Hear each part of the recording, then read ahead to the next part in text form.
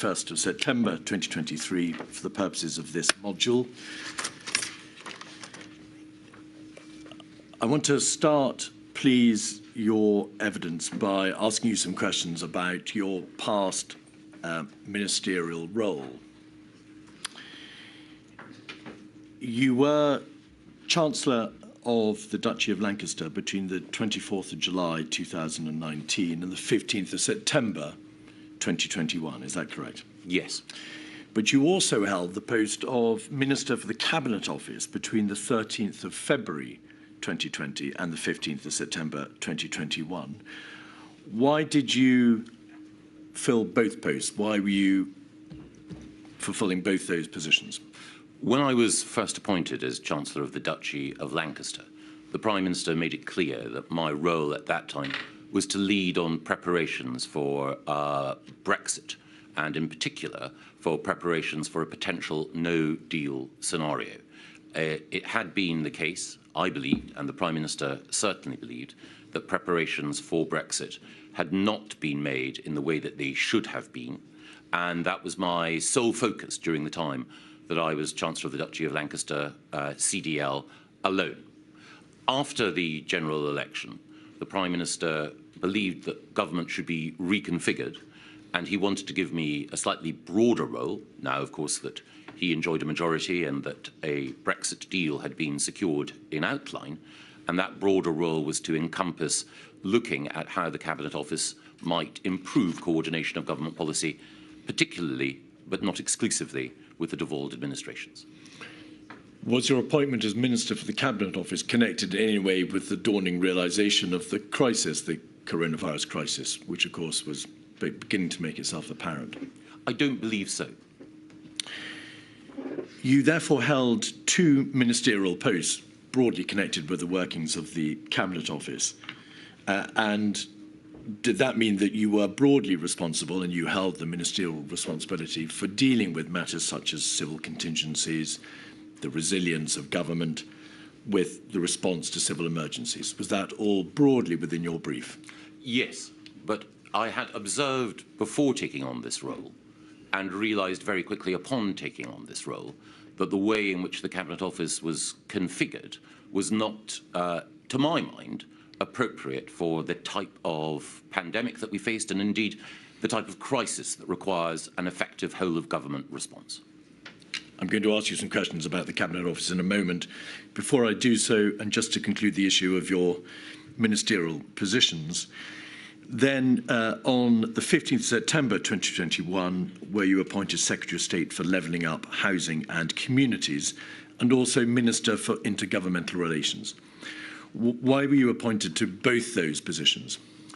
The Prime Minister recognised that levelling up was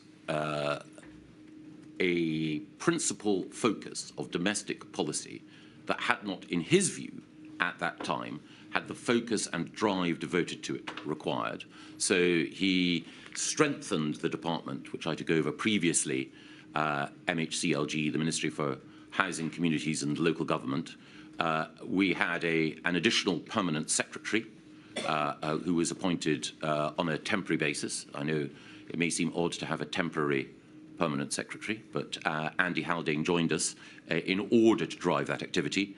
But intergovernmental relations, which had been exercised from the Cabinet Office, was added, and I think the Prime Minister believed that it was a complement to the work of levelling up across the whole United Kingdom to have a minister responsible for coordination with the devolved administrations. And what was the genesis of that ministerial position, Minister for Intergovernmental Relations? Had there been a review, in fact, before that time, into United Kingdom government union capability? Absolutely. Conducted by Lord Dunlop, Andrew Dunlop, originally commissioned when Theresa May was Prime Minister, and of course the experience during COVID reinforced the need for us to have a more coherent approach towards sharing information and coordinating policy across the whole United Kingdom. In broad terms, did your appointment as Secretary of State for Levelling Up and as Minister for Intergovernmental Relations mean that you were less involved in decision-making relating to COVID from that date of appointment, 15th September 2021? Yes. All right. Coming back to the Cabinet Office, the inquiry has heard evidence, and particularly in the context of Module 1, to the effect that the Cabinet Office performs a vital role at the heart of government in liaising between other government departments, synthesising the response of government, in broking, if you like, the affairs of government between its various multifaceted parts. There has been an abundance of evidence in this module, Mr. Gove, to the effect that over and above perhaps a degree of expected chaos or confusion in the face of an unprecedented crisis, the Cabinet Office was largely dysfunctional, and that is a word that's been used by Mr. Cummings, by Mark Sedwell, the former Cabinet Secretary, the former Deputy Cabinet Secretary, Helen McNamara, and others. How, as you see it, and you'd been a Minister of the Cabinet Office for some time, how was that position allowed to develop? For a variety of reasons. I think the first thing is that the inherent structure of the Cabinet Office was flawed.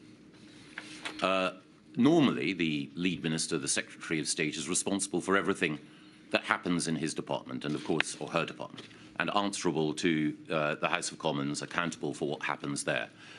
But the Cabinet Office is different. There is much within the Cabinet Office that is not within the purview and not within the control of whoever happens to be the lead Cabinet Office Minister, Chancellor of the Duchy of Lancaster, Minister for the Cabinet Office, or whatever. So there are significant parts of the Cabinet Office that answer to the Cabinet Secretary or to the Prime Minister rather than to the lead Minister for the Cabinet Office. And as Helen McNamara, I think, points out in her evidence, in paragraph 22 of her evidence, she says that in July 2019, she had been given clear instructions by the Prime Minister and his team that following the de facto Deputy Prime Minister model, which some attribute the role of CDL into being, was not the intention behind appointing Mr. Gove into the Cabinet Office. My teams and I should be clear that our ministerial accountability, flowed through the Prime Minister only. And I think actually, even though Helen was talking about the particular circumstances under which I was appointed, it was a feature of the way in which the Cabinet Office worked that various secretariats there, the National Security Secretariat and so on, worked to the Prime Minister. Ministerially, to whom should the inquiry look in terms of accountability for the state into which the Cabinet Office descended prior to the onset of the coronavirus pandemic? Well, I would take two steps back. I think my point would be that the Cabinet Office, in and of itself, over many years, has operated in a way which is not as effective as it should be for the effective delivery of government policy, both business as usual and also in response to crises. In the first module, we touched on the lead department model for responding to crises. And there is much merit in that for many of the crises that government faces. An animal health emergency or a flooding emergency are best handled using the expertise that DEFRA, for example, has. But when we're dealing with a whole system crisis of the kind that COVID clearly was, then the lead departmental model is not adequate for that. We had an approach, the Cabinet Office had an approach, which I fear ceded too much responsibility to lead government departments and did not mean the assumption of sufficient responsibility at the centre. And we can see that in the way in which the Civil Contingencies Secretariat believed that it was supposed to respond. It was not occupying, I believe, their space, and it did not exercise the authority that it should have done across government, partly because of the lead department model. And that is a structural issue of government that had not been addressed and which I believe this inquiry is seeking to address. Can I return to the structural position in a moment? My question was in fact directed at the nature of the Cabinet Office itself, rather than structural issues which may have arisen between itself and other government departments, in particular the response of government in the face of a whole government crisis. The Cabinet Office itself has been described as dysfunctional, bloated, too many senior levels, too many Director Generals, a degree of duplication and confusion, a huge number of communications engagement staff, and so on. That is a facet of the Cabinet Office itself, not any other lead government department. Why do you think that the Cabinet Office came to be in such a state? Well, again, the Cabinet Office acquired additional responsibilities before and during my time there. There was a tendency, there has been a tendency, amongst successive prime ministers to shove into the Cabinet Office responsibilities that do not appear to fit conveniently or easily elsewhere. At different times, different prime ministers have used the Cabinet Office, for example, to lead on drugs policy or on policy towards charities and the third sector. So it becomes a sort of Mary Poppins bag into which different prime ministers will shove things that they believe require to be dealt with by the government's nanny, as it were. And it's also the case that the Cabinet Office under previous ministers had acquired responsibility, which I believe is right, for ensuring that various cross-government functions, procurement, communications and buildings and so on, were administered more effectively. And on many of those occasions, as the Cabinet Office grew, as its responsibilities grew, what we did not have was the drains-up exercise to look and to focus on what exactly should be done through the Cabinet Office and what should be done through other government departments and what should be done in number 10. And when I assumed responsibility for the whole of the Cabinet Office in the middle of February and in early March, I believed that we needed to change the way in which it operated. And I made my views clear to the Prime Minister, to the Cabinet Secretary, and to those working for the Prime Minister that we needed to reform the way in which the Cabinet Office operated. Again, Mr. Gove, you've referred to the areas for which the Cabinet Office became responsible and to the structural system around it. Was it not apparent to you, particularly when you became Minister for the Cabinet Office, that in terms of personnel, in terms of its working arrangements, in terms of its ability to function, there were very serious concerns revolving around the nature of the Cabinet Office? On the question of personnel, I would gently push back. I think that the Cabinet Office had some of the finest civil servants in Whitehall working within it. And overall, I was and continue to be impressed by many of those who work there. And it was certainly the case that one of the additional responsibilities that the Cabinet Office had, as we mentioned earlier, from July, was preparing for the UK's departure from the European Union. During that time, some of the civil servants, both who were there and who joined, were among some of the finest public servants that this country has. I would not blame them. I think the dysfunction in the Cabinet Office was a consequence of two things. Responsibilities being added in a piecemeal and cumulative way without strategic thought being given to how the Cabinet Office would discharge all of those, and a related failure to think strategically about how the centre of government should be reconfigured. Regardless of whether the cause was a systemic one, a structural one, a problem with the Cabinet Office, in blunt terms, being given too much to do, the reality in terms of the impact was very serious, was it not? Oh, yes. The government body responsible for synthesising the response of government in the face of this unprecedented crisis was largely, as it must have seemed to you, not fit for purpose in February, March, April, May of 2020. Yes, and I want to take this opportunity, if I may, my lady, to apologise to the victims who endured so much pain, the families who endured so much loss as a result of the mistakes that were made by government in response to the pandemic. And as a minister responsible for the Cabinet Office and who was also close to many of the decisions that were made, I must take my share of responsibility for that. Politicians are human beings, we're fallible. We make mistakes and we make errors. And I'm sure that the inquiry will have an opportunity to look in detail at many of the errors I and others made. But I also want to stress that I and those with whom I worked were also seeking at every point, in circumstances where every decision was difficult and every course was bad, to make those decisions that we felt we could in order to try to deal with an unprecedented virus and a remarkable assault on the institutions of the country. Could we have, please, the report from Helen McNamara on the screen, 136755.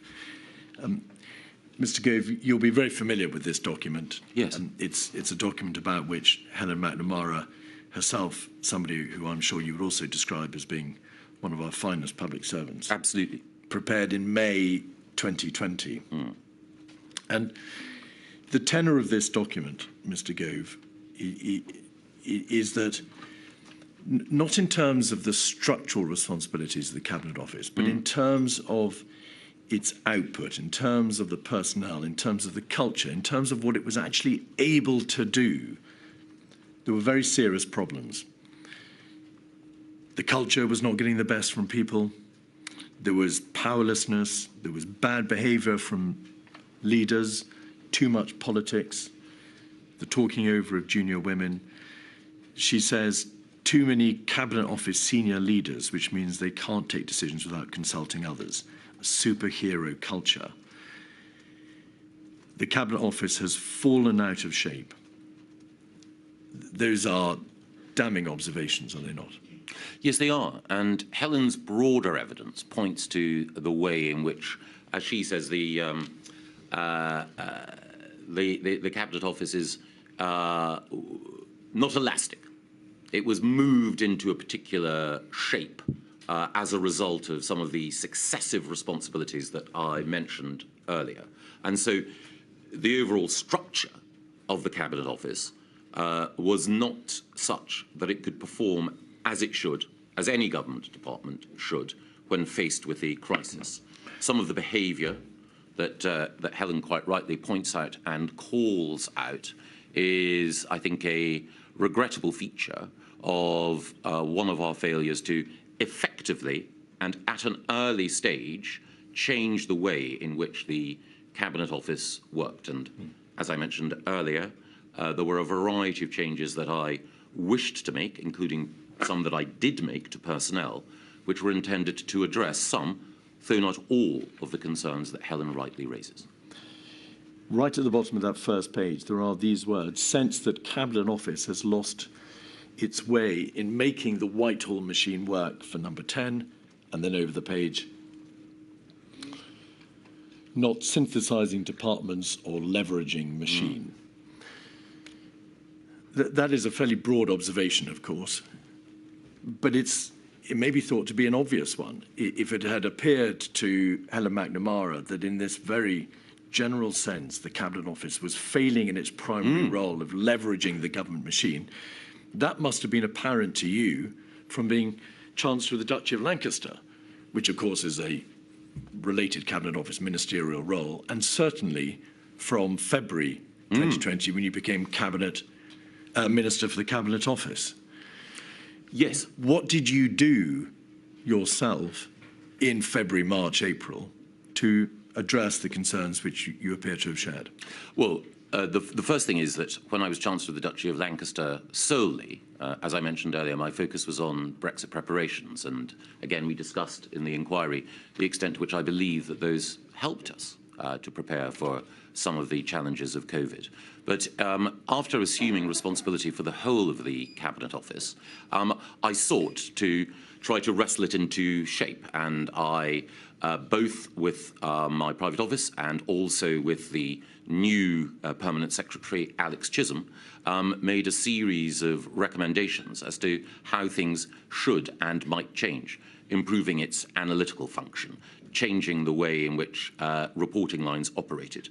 But if I may, one of the things that I found while I was there, and even as the situation with COVID was looming on the horizon, was that I discovered during the course of those early weeks that there were parts of the Cabinet Office and ways in which the Cabinet Office operated that were shielded almost from my scrutiny and intervention.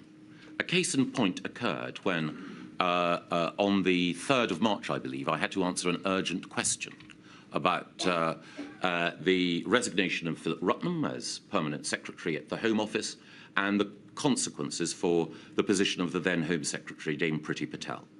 I was preparing, as the Minister accountable, to go into the House of Commons to answer the question, when, shortly before I went in, I was told, and didn't know beforehand, that there was an inquiry going on as to whether or not the then Home Secretary had breached the ministerial code.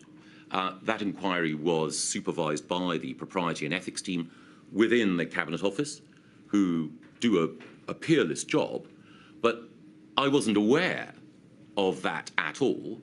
So a key element in the Cabinet Office, a key team, was shielded from my scrutiny and my ability to both know what was going on and then ask questions about its effectiveness.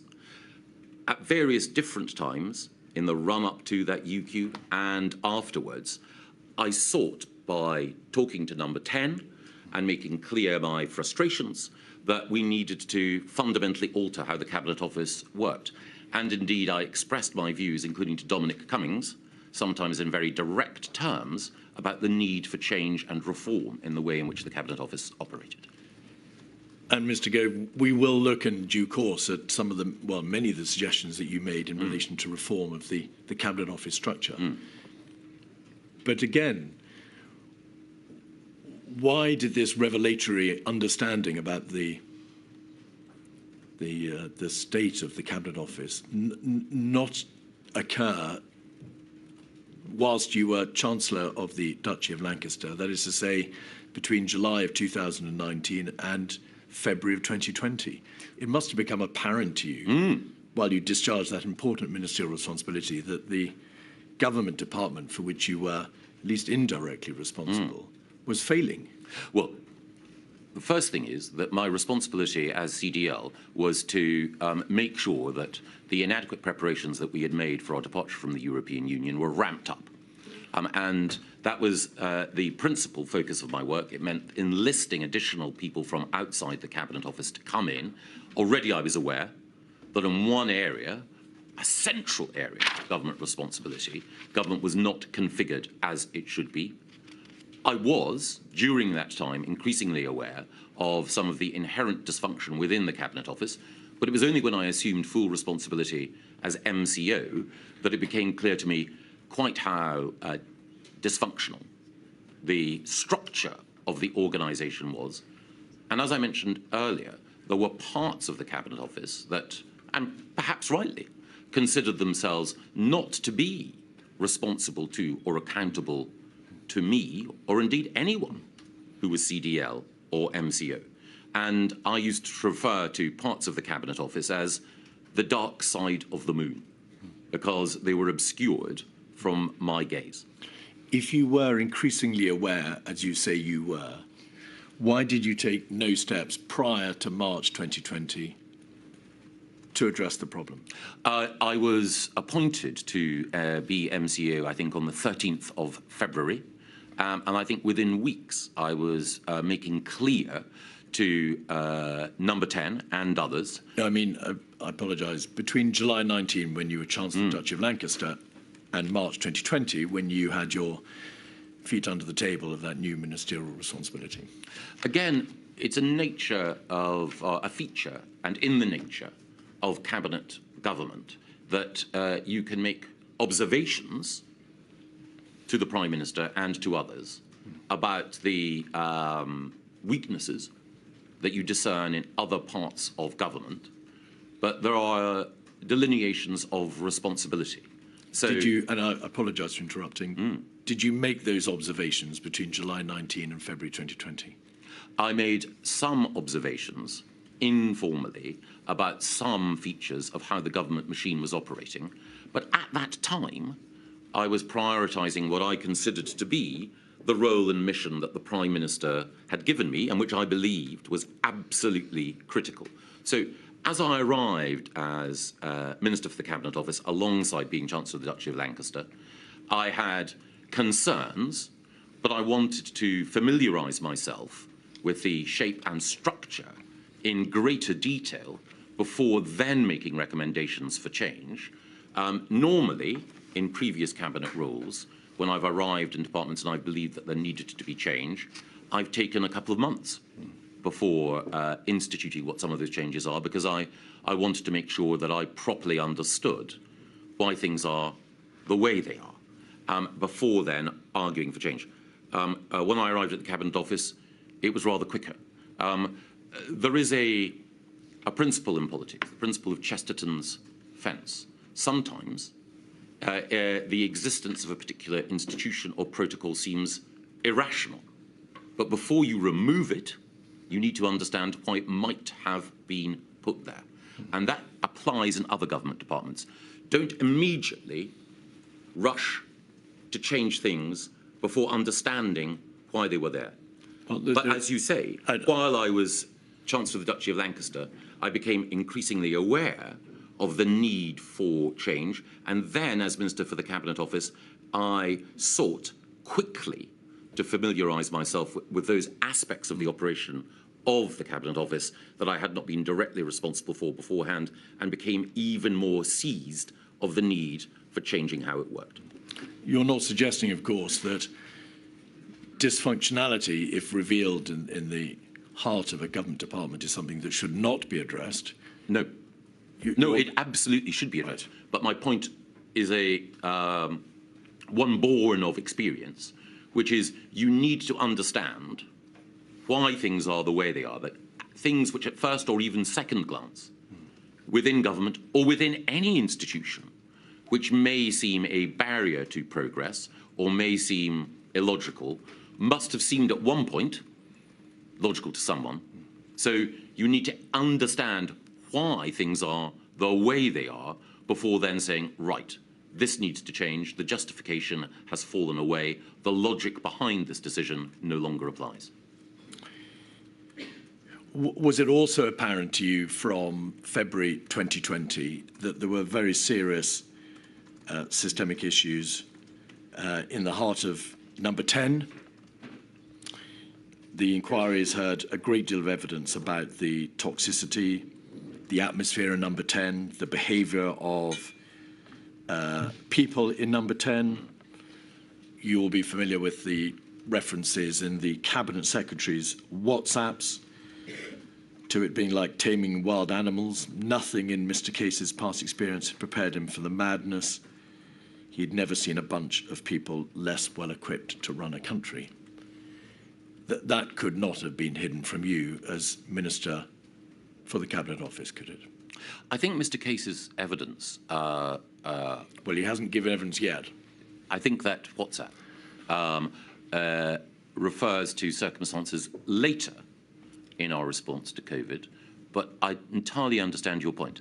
I think it is the case that almost every Number 10 operation has had by its nature strong personalities. Sometimes those personalities clash, sometimes under tension. Humans express themselves in ways which, with the benefit of hindsight, they regret. It is certainly the case that under Boris Johnson, there were strong personalities in Number 10, but those strong personalities had been responsible for helping to secure not just an election victory, but an end to the logjam in Parliament over Brexit. And many of those strong personalities needed to be assertive in order to deal with some of the other challenges that we faced. But you accept, do you not, that this was an issue going beyond personality clash? The behaviour, the style, the personalities of the people in Number 10 had a direct impact on its functionality, on its ability to perform in the face of this unprecedented crisis. You would accept that proposition? Well, I think that you're never going to get a perfect team of personalities, all of whom are beautifully aligned and amongst whom there is perfect harmony. You will always have, it's in the nature of politics, strong views, sometimes punctually expressed. The key thing, I think, is overall, does the system accommodate a diversity of opinion? And then, once a resolution is reached, does it implement that policy quickly and effectively? And I think that you know, the nature of politics, the nature of decision-making in any organisation under pressure means that people do sometimes need to be, you know, a little bit direct.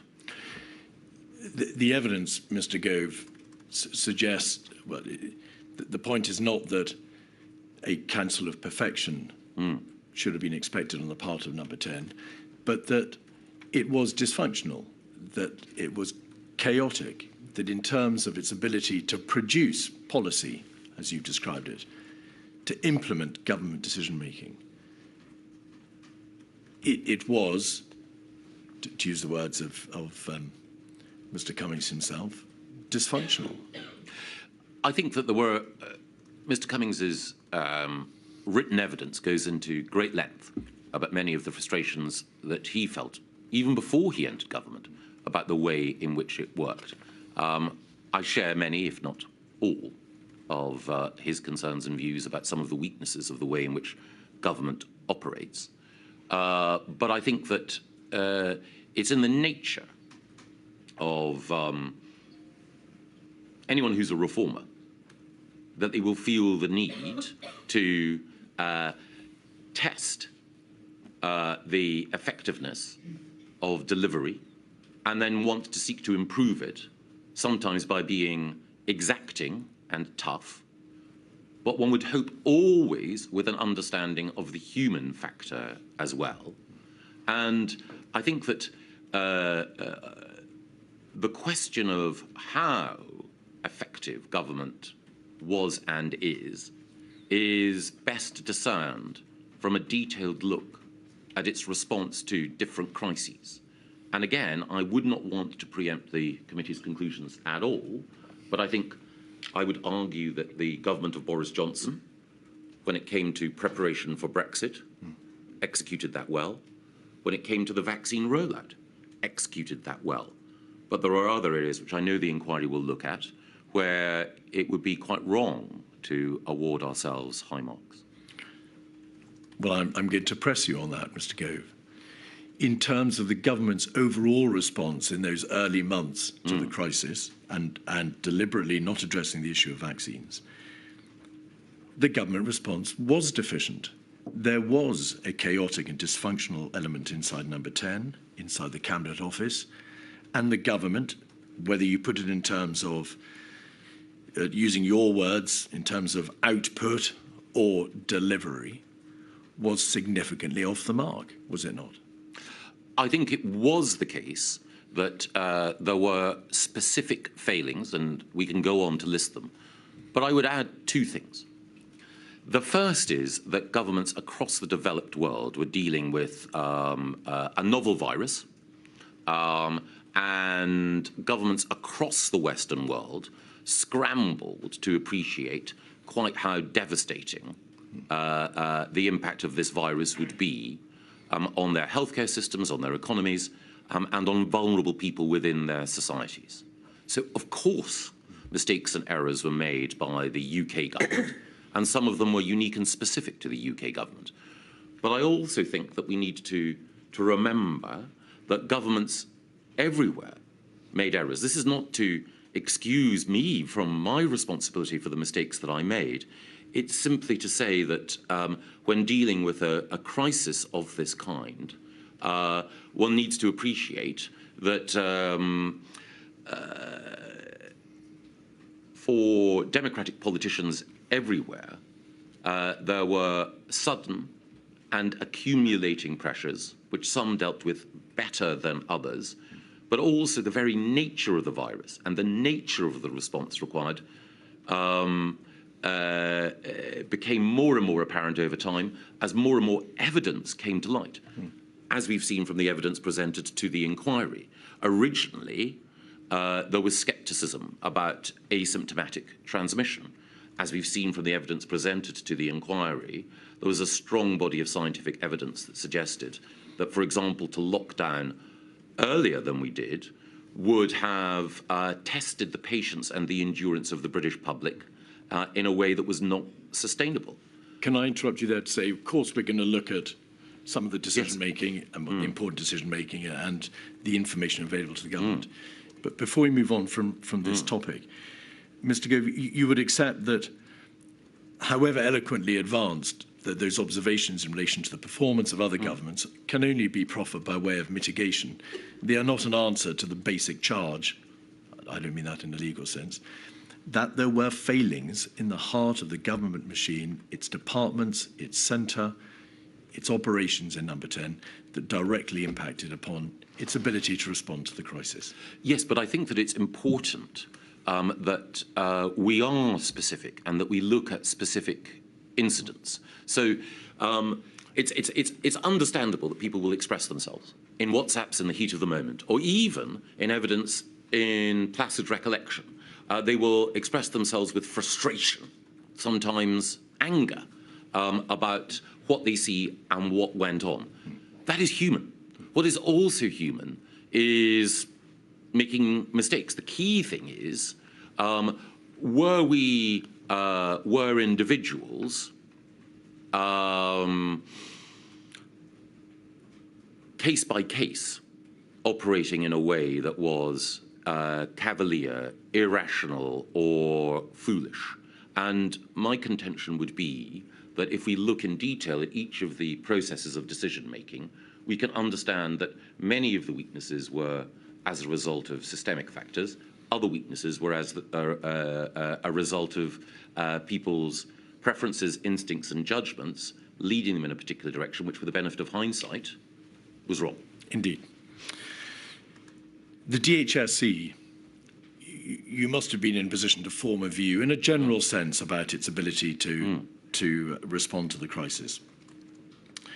Evidence has been given in this module from Mr. Cummings, from Lord Sedwell, also by Sir Patrick Vallance, with particular reference to his diaries, to the effect that between February and May 2020, the DHSC was overwhelmed by the scale of the crisis. I don't wish to engage with you on the merits of the lead government department model. We must focus on the practical response, the practical ability of that department to be able to respond to the crisis. Would you agree with that proposition, that it was indeed overwhelmed by the scale of the crisis? I think I would put it in a slightly different way. I think that, and I fear I am having to go back to the lead department model, not as a shield behind which DHSC should be protected from criticism, but just broadly to contextualize. The first thing that I would say is that I have a very high opinion of the then and current Permanent Secretary at the Department, Sir Chris Wormold, with whom I worked at the Department for Education. The other thing that I would say is that I also, and I know not everyone testifying towards this inquiry has, I also have a high opinion of Matt Hancock as a minister. However, I believe that too much was asked of DHSC at that point, and it goes to the heart of one of the challenges that I mentioned earlier, we should collectively have recognised that this was a health system crisis at an earlier point and taken on to other parts of government the responsibility for delivery that was being asked of DHSC at that time. I think with the benefit of hindsight, those within DHSC felt we can do it. We can meet this hour.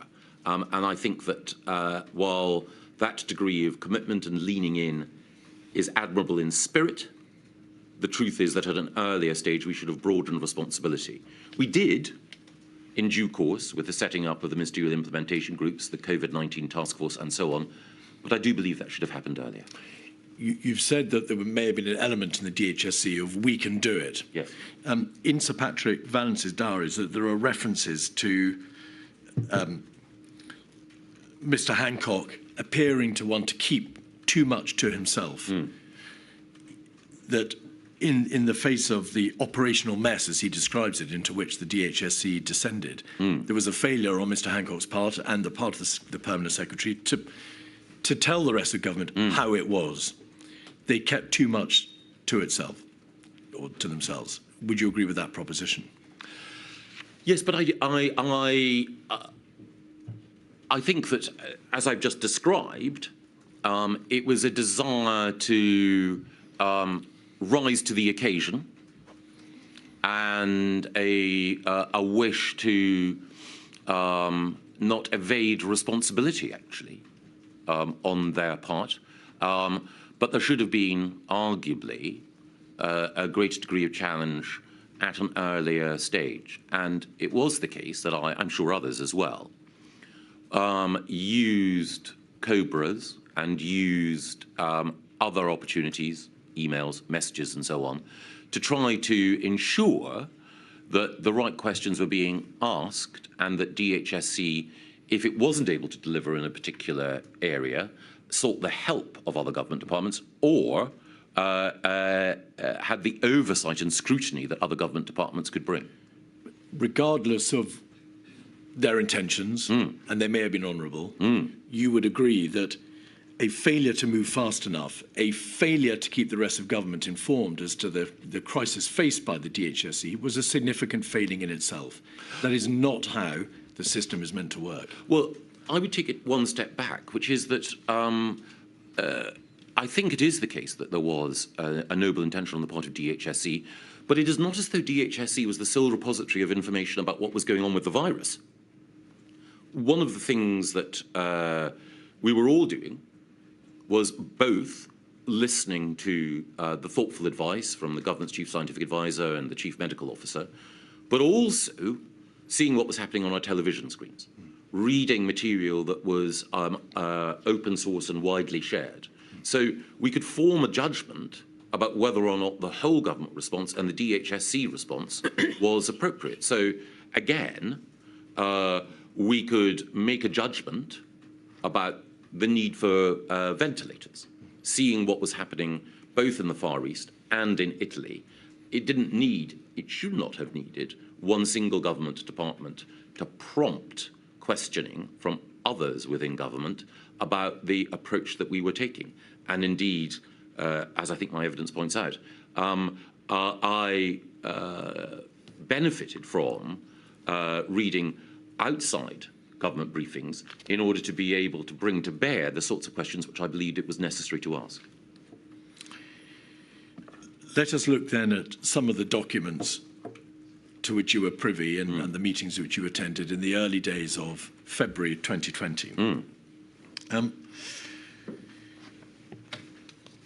Just by way of introduction to this topic and to explore your understanding as to what, in general terms, what general state the United Kingdom was in. Professor Sir Chris Whitty has stated that he was under no illusions that the United Kingdom was well set up to meet the challenges of a major pandemic, because he knew that investment in healthcare had been suboptimal. He knew that the pan-flu plans, such as they were, wouldn't necessarily stand up to the challenges of coronavirus. And of course, he was aware there was no sophisticated or scaled up test and trace and isolate system, in contradistinction to some other countries.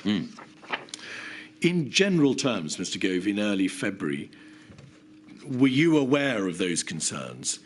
Was that a viewpoint that you shared? Were you under any illusions as to the general ability of the United Kingdom to respond to this crisis? I think it was only later in February that I began to feel a sense of concern about how well prepared as a country we were. Prior to that, A, I didn't have the MCO responsibilities, but B, the general sense was that we were relatively well prepared as a country. Those were the assurances that we were being given across government. And I broadly took those on trust. I think there were some ways in which the government, as a result of exercises and steps that we'd taken beforehand, was, in a position to deal with aspects of the crisis. Other areas where we were clearly weaker. But no, I didn't have the prescience to see in early February that we were not well prepared. I think it was only later in February and early in March that my concerns about our response mounted. Of course, there was no real change in relation to those deficiencies. No. The healthcare system was what it was. The pan-flu plans had been prepared in 2011 and had not been significantly altered. And there was no sophisticated, scaled-up TTI system. So to that extent, Mr. Gove, why were you not made aware of those salient features, those pre-existing aspects of the government's ability to respond? I think because, again, I trusted, and I think others within government would have trusted the Department of Health and those with whom it worked in that area. Even after I took on MCO responsibilities, which was, as we discussed, in the middle of February, I could not immediately, I think, have scrutinised every single contingency plan across government and tested it with the rigour that might have been deserved. Of course. And of course, we were in the middle of an evolving crisis, and as I mentioned earlier, and as is well known, while the plan for pandemic flu that had been developed was, had many strengths and virtues, it was in the nature of the virus that we faced that it presented a different set of challenges from those that pandemic flu. Indeed. But you would therefore accept that it turned out your trust in the system of government, your trust in, as you've described it, in the understanding that structurally the United Kingdom was well placed to meet the challenges of this new virus, were misplaced. It turned out we were not. We were not as well prepared as we should have been, ideally. I think that is true. Again, it's in the nature of the fact that the virus was novel. And indeed, I think, though this probably goes beyond the remit of the inquiry, there is a significant body of judgment that believes that the virus itself was man-made. And that presents a set of challenges as well. Forms no part of the terms of reference of this Indeed. inquiry, Mr. Gove, to address that somewhat divisive issue. So we're not going to go there. But I think it is important to recognise that the virus presented a series of new challenges that required both the science to adjust, and science by definition adjusts on the basis of accumulating evidence both about the operation of the virus and its effect on particular elements within the population. Well, we'll come to that quite separate issue in a moment. There was a cabinet meeting on the 6th of February, 56137. You were an attendee. We can see your name in the left-hand column on the first page. On page 6, there was a reference to a tabletop exercise.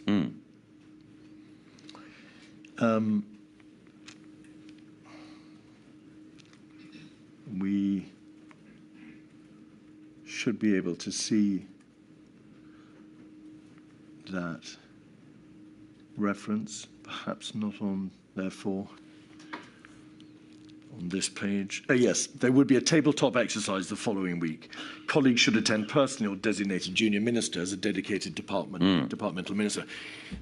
That may have been, I think it probably was, Operation or Exercise Nimbus, which took place on the 12th of February. Did you attend Exercise Nimbus? No. What learning was communicated to you about the outcome of that tabletop exercise to which there'd been reference in Cabinet?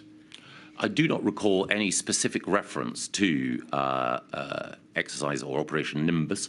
I do recall that after I acquired the responsibilities as MCO, a series of conversations with Catherine Hammond, the Director of the Civil Contingencies Secretariat, about some of the specific responsibilities that the Cabinet Office had. One thing I would say, which again goes to some of our earlier points, in the conversation that I had with Catherine, again, great public servant, quite a lot of the conversation was preoccupied with excess death management. Very sombre and important subject. The sense that I had was that the Civil Contingency Secretariat was dealing with those issues that other government departments felt they did not want to or should not be leading on. So it was dealing with, as it were, not the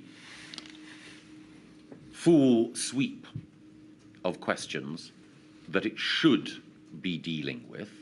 And I was struck by the fact that Cabinet Office, instead of assuming that broader coordinating role, which I would have assumed that it did, was instead being expected to deal with, admittedly, a hugely important section of our response rather than the whole of the response. What other matters, what issues should it have been dealing with? Well, my belief, and this is what eventually came to pass, is that it should have been the case that Cabinet Office should have been in a position with the resources and the structure in order to be able to more rigorously interrogate and then take control of the response to crises that other government departments, as lead government departments, had arrogated or had been allocated to themselves, or had been allocated, I should say. And therefore, we may presume from your evidence that it did not do those things.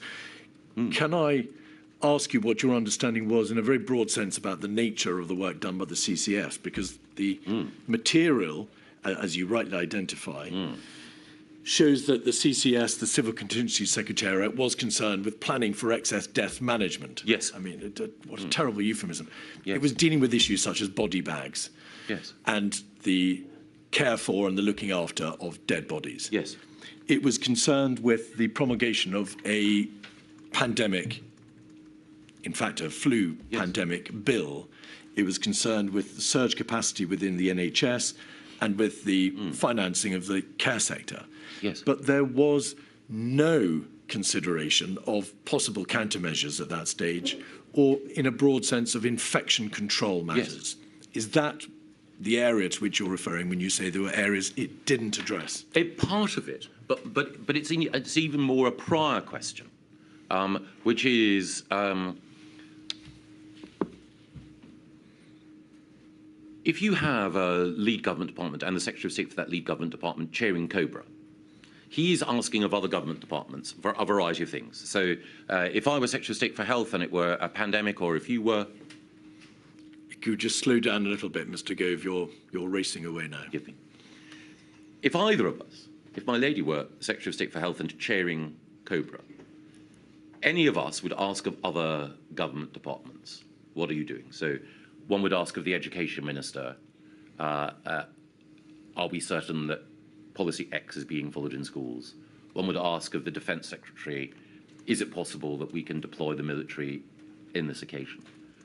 But the Health Secretary, him or herself, is not being questioned or held to account in that process. And I believe that that's the wrong model, that the Health Secretary or the Home Secretary if it's a terrorist outrage, or the Environment Secretary if it is a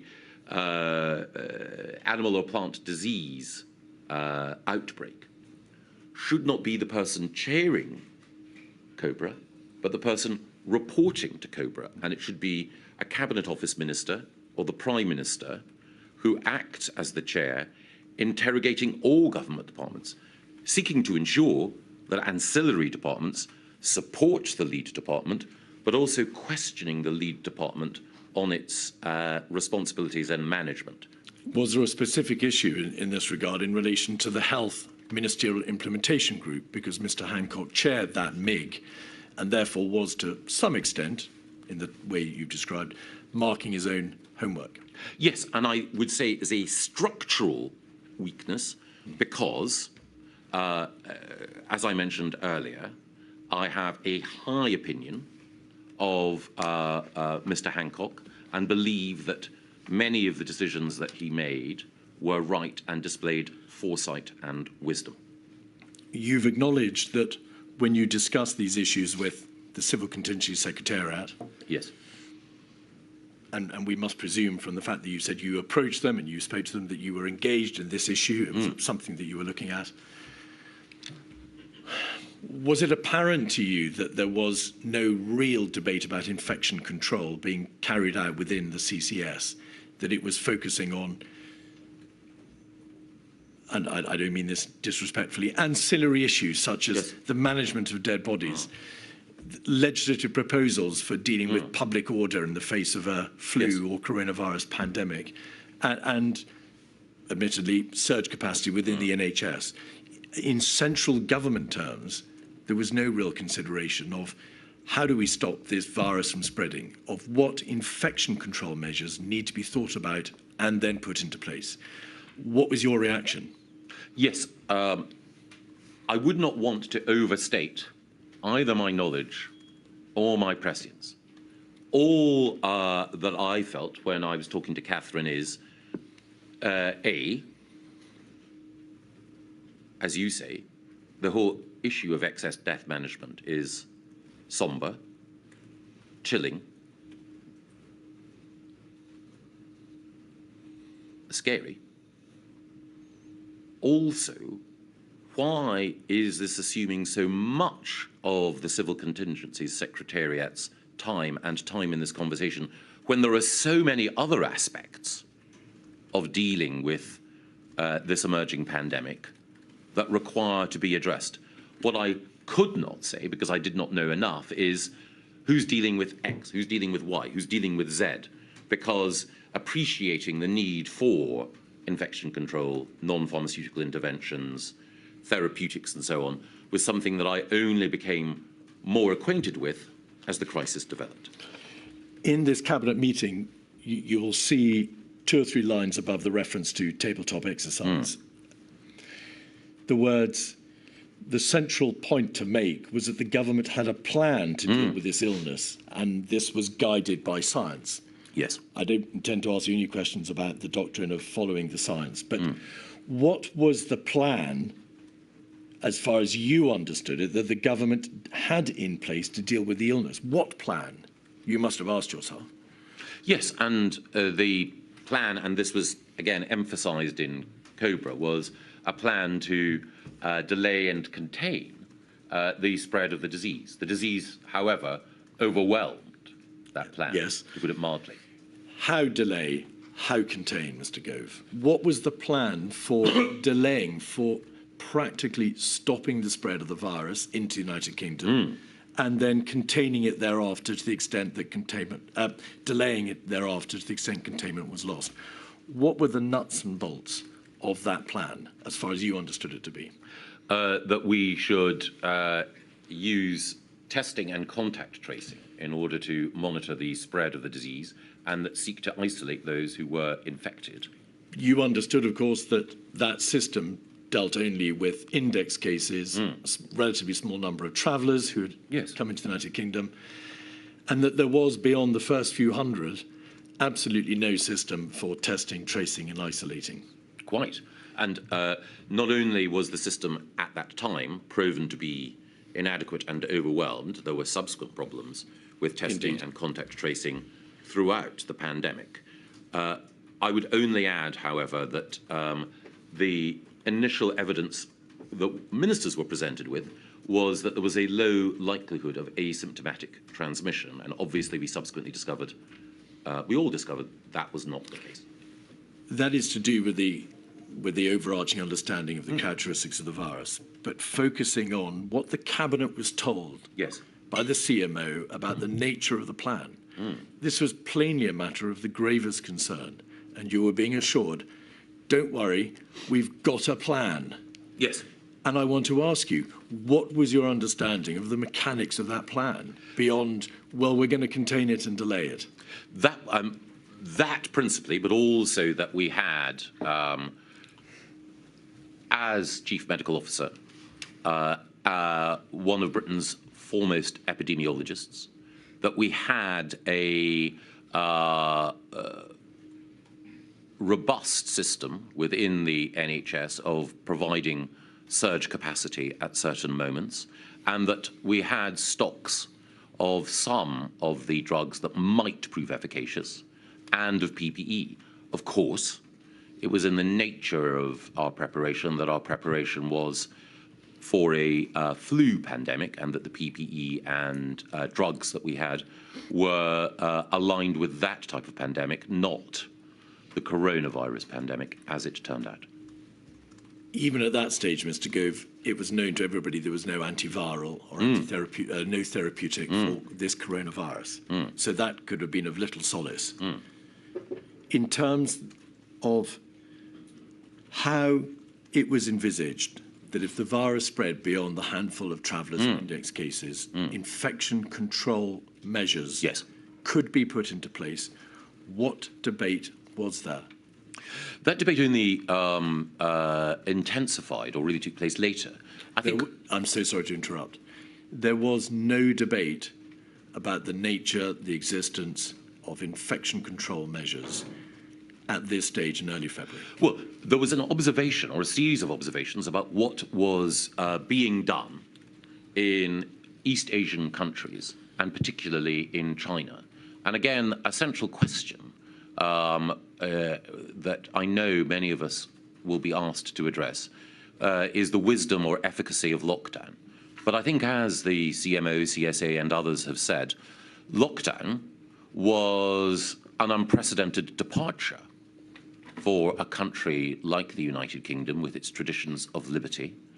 Normally, it would be the case that those who were infected, and visibly so, would be isolated, not an entire population being locked down. It was a very, very significant step, I believe, right and justified given the nature of the virus, but nevertheless a momentous one. And again, we were looking at emerging evidence at that time. And again, I would stress that the burden of the advice that we were being given in early March was that thinking about locking down the population was not just a momentous step and a significant departure from what had gone before, but a policy that would have to be introduced with care, because we could not expect the UK population to endure those restrictions for too long. We will return, of course, to the issue of lockdown. But for present purposes, it wasn't, of course, a decision that was made until the 23rd of March. Indeed. And not debated, in fact, at a serious and high level until probably 2 weekends before, the weekend of the 14th, 15th of March.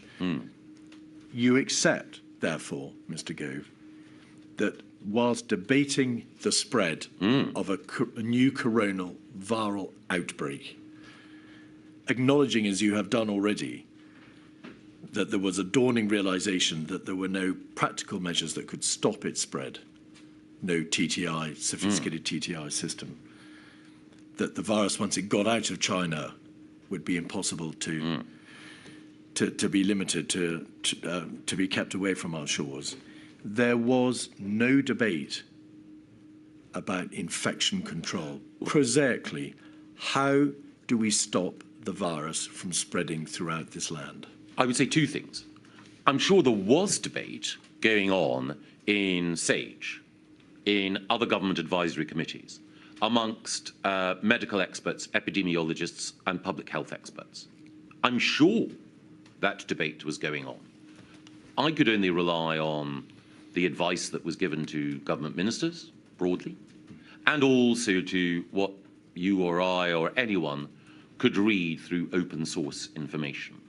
And at the time, in public debate, there were not many voices who were urging the type of action that we subsequently embraced. And I think it was only because of the situation in Italy, in Lombardy, and the effect of lockdown there, that we had a real existing example in a Western European country of the application of the types of policies that we subsequently had to embrace. So I search in vain for the individual or individuals who, well in advance of early March, were clear about what was required. I think I mentioned in my evidence that the former cabinet minister, Rory Stewart, invoked the example of dealing with Ebola in calling for very firm measures. But I believe in Rory's case, I think one of the most prescient figures in the debate, that was only early in March that he was making that case. Admittedly, of course, and to be fair to him, he was, having been a government minister, also outside government. You've referred, of course, to the outbreak in northern Italy. To get our chronological bearings, the first lockdown was imposed in northern Italy in 10 municipalities on the 21st of February. So we'll come back to this sometime before the comparable decision was taken here. And another document before the break, please. The Civil Contingencies Secretariat was tasked on the 25th of February with drawing up plans for central government for dealing with this coronavirus outbreak. And if we can have up, please, 146569, we can see a document dated the 28th of February, which was sent to the Prime Minister. We can see the reference in the top right-hand corner. Prime Minister, this is a short update paper on domestic plans on coronavirus. Attached is the full action plan Matt wants to publish on Tuesday, and which COBRA will review Monday. That's a reference to the action plan, which ultimately was published on the 3rd of March. If you could scroll back out, we can see, dated the 2nd of March, that the CCS is saying in paragraph 1, COVID-19 looks increasingly likely to become a global pandemic, although this is not yet certain. I'm not going to debate with you, Mr. Gove, when it became understood that there would be a global pandemic, but that was the position taken by the CCS. However, a global pandemic will require a step up in our response as we use additional legal powers, public messaging, and difficult policy decisions to delay the onset of any peak and mitigate the worst impacts. If we could scroll back out, we can see then in paragraph 3, preparations are well underway. COBRA is meeting regularly, and our best scientists are advising on when this step up will be needed. We need to share more of our planning. And then to get your bearings, if we could scroll back out on page 2 at 7, 8, and 9, we can see strategic and tactical aims set out. Protect lives, contain the infection, delay the peak. We need to strike a balance between taking precautionary steps and overreacting. So 2 questions, please. Were you privy to this document? Was this sent to you? Well, I appear to be on the CC list, but You do. I am not certain. I would have to check with my office that I actually received this document in this form. There was another variant of this document, of course, one without the note on the top, handwritten note, which is why I've taken you to it. But do the best that you can then. There are repeated references to the preparation that would need to be done. A clear plan of activity will be required, and to the strategic and tactical aims. At this time, at the end of February, which is over a week after the lockdowns have been imposed in Italy, were you struck by the absence of detailed infection control plans, the practical measures which ultimately, of course, were imposed, did it strike you that their omission from this core document from the Civil Contingency Secretariat was significant? I think it was only a week after that, the week commencing the 9th or 10th of March, that my concerns began to mount significantly. There's a reference to overreaction in paragraph 9. As cases spread across the world, the risk of overreacting is reducing. There was a meeting with the Prime Minister, which again you may not have attended, on that day, the 28th of February, and his private secretary's notebook refers to the fact that the Prime Minister stated the biggest damage would be done by overreaction. Yes. What was your view at this stage, around about the end of February, on the danger of overreacting? I recognise the case. I do not believe that it was at the end of February. I believe that it was just a little bit later. As I say, on the week beginning the 9th or 10th of March, that I became convinced that the danger was underreacting, not overreacting. But I think that the Prime Minister's view that on past occasions we had seen, not so much foot and mouth, forgive me, Freudian slip, BSE, that we had seen an overreaction. I think his natural concern was that if we paralysed the economy,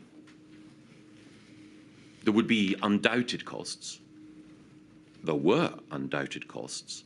And before taking such a grave step, we needed to be absolutely certain that it was justified. As I say, at the time, at this precise point, around the very end of February, I was inclined to give substantial weight to the Prime Minister's concerns. It was only in the succeeding days that I became more and more convinced, actually, that action was required. And that was partly because of what I had seen happening in Italy, partly also material that had been sent to me by friends outside government that led me to believe action was needed. Milady, is that a convenient moment? It is, certainly. Forgive me, 11:30, please.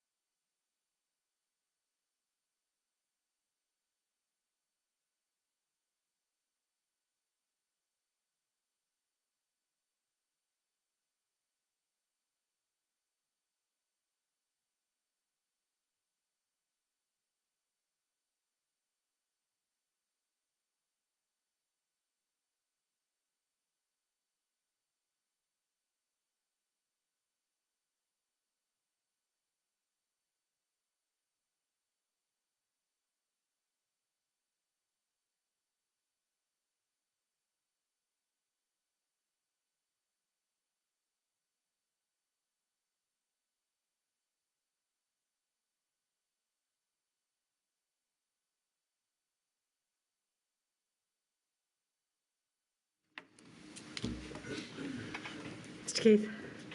Mr. Gove, during the course of the morning, I was asking you some questions about dysfunctionality at the heart of central government, in particular in some of its government departments. And I asked you, I said, I'm going to press you in relation to the areas in which you said it would be wrong to award yourself and the government high marks. And you said, I think it was the case that there were specific failings, and we can go on to list them. Rather rudely, I didn't ask you to list them. Could you list them, please? I don't think I can exhaustively. I think that I believe that we were too slow to lock down initially in March. I believe that we should have taken stricter measures before we eventually decided to do so late in October. I believe that while it was admirable that we succeeded in building testing capacity so quickly, that the strategic approach to who should be tested and why and what our tests were for was not as rigorously thought through as it might have been. I am also concerned that we did not pay enough attention to the impact, particularly on children and vulnerable children, of some of the measures that we took.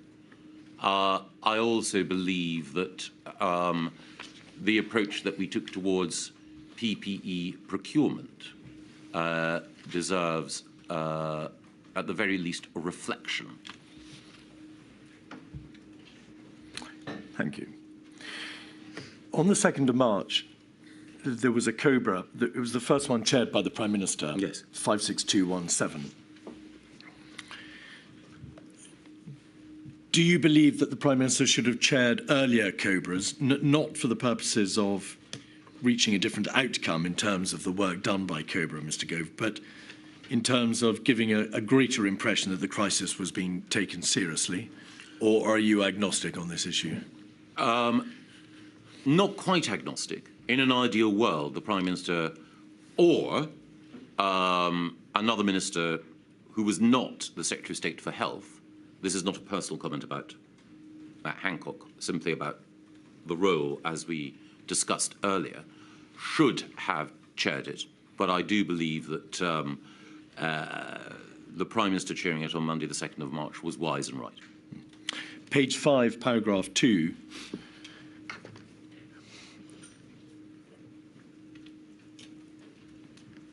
The Chair invited the Government Chief Medical Officer and the Government Chief Scientific Advisor to provide a situation update. The CMO said that contact tracing for the source of infection for the last 2 cases in the United Kingdom had not been successful, and that in both France and Germany there was now sustained community transmission. So this is the 2nd of March. It's about a week or 10 days after lockdown has been imposed for the first time in the 10 municipalities in Italy. There have been cases within the United Kingdom since the beginning of January, the 30th and the 31st of January, in fact. And the COBRA, the primary crisis response body for the United Kingdom, is being told contact tracing for the source of infection for the last 2 cases has not been successful, and there is sustained community transmission in France and Germany. Did you, experienced Cabinet Office Minister as you were, understand that, in effect, containment had been lost, that the virus was here and was spreading? Yes. There was an action plan published the following day. You've referred to it later, referred to it earlier, INQ 57508, the Coronavirus Action Plan. This was, and we'll come to this in a different context later in the course of your evidence, a document, a publication to which all the devolved nations had contributed. At page 10 on paragraph 3.9, there is set out the broad strategic approach to the United Kingdom government.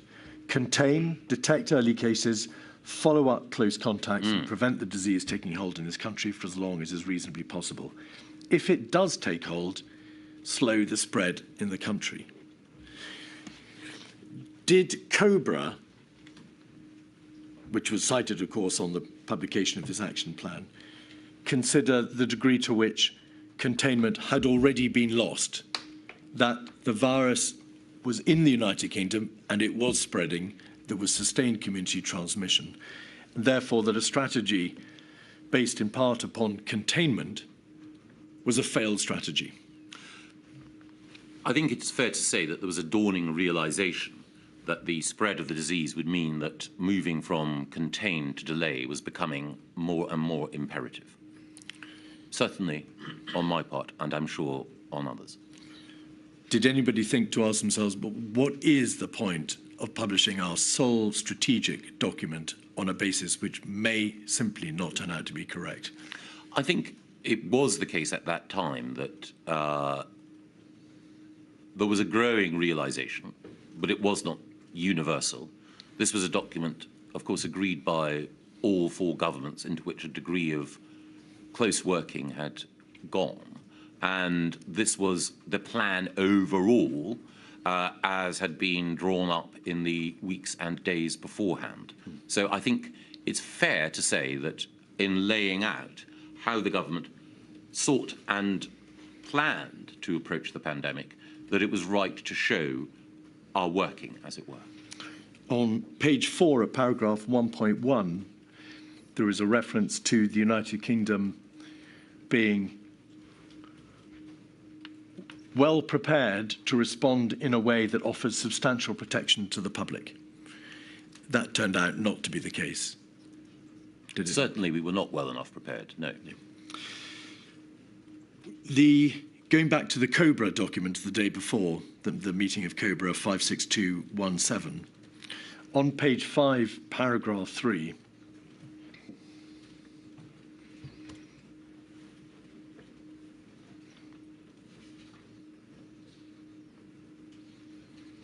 continuing, the CMO said that interventions to delay the spread of the virus must not be implemented too early in order to ensure maximum effectiveness.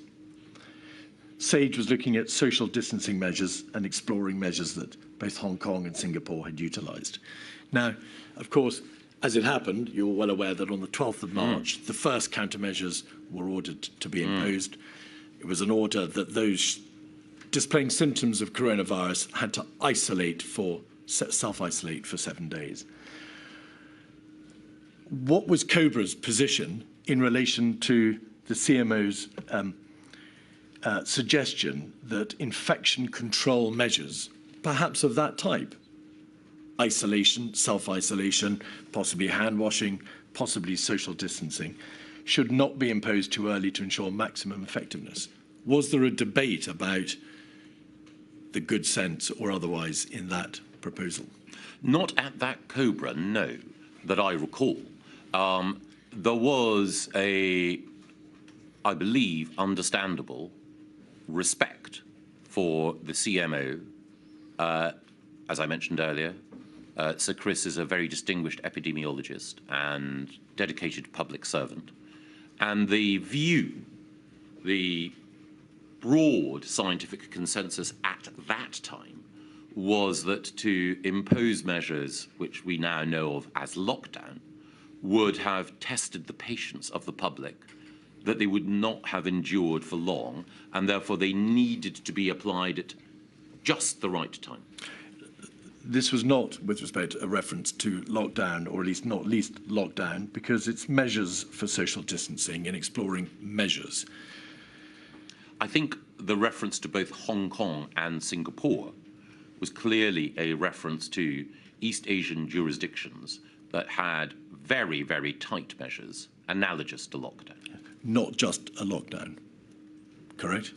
Not just, no. Yes. So the CMO told COBRA that whatever these measures for social distancing were, they should not be imposed too early, and yes. COBRA accepted that proposition. At the time, yes. Page 6. there is a reference to next steps. Summing up, the Chair said the government's response must be guided by science and protecting the vulnerable. The Chair said that COBRA will continue to meet on a regular basis. Why was there no debate on the merit or efficacy of specific measures, perhaps of the type that the Chief Medical Officer had in mind? Well, no such measures were put to COBRA at that time. I think that the CMO, I can't obviously know what all his thinking was, but I think the CMO was preparing us for the need for such measures in the future, rather than listing the sorts of measures that needed to be implemented with rapidity later. Bluntly, why did no one on COBRA, the primary crisis response body for the United Kingdom government, say to the Chief Medical Officer, it's obvious containment is lost or is about to be lost. This fatal virus, to which there is no vaccine or antiviral, is here and it's spreading. What, in practice, needs to be done to prevent the spread of the virus throughout this population? I think it was the case that we accepted the broad view at the time that from the CMO and others that there was a limit to what could be done to contain the spread.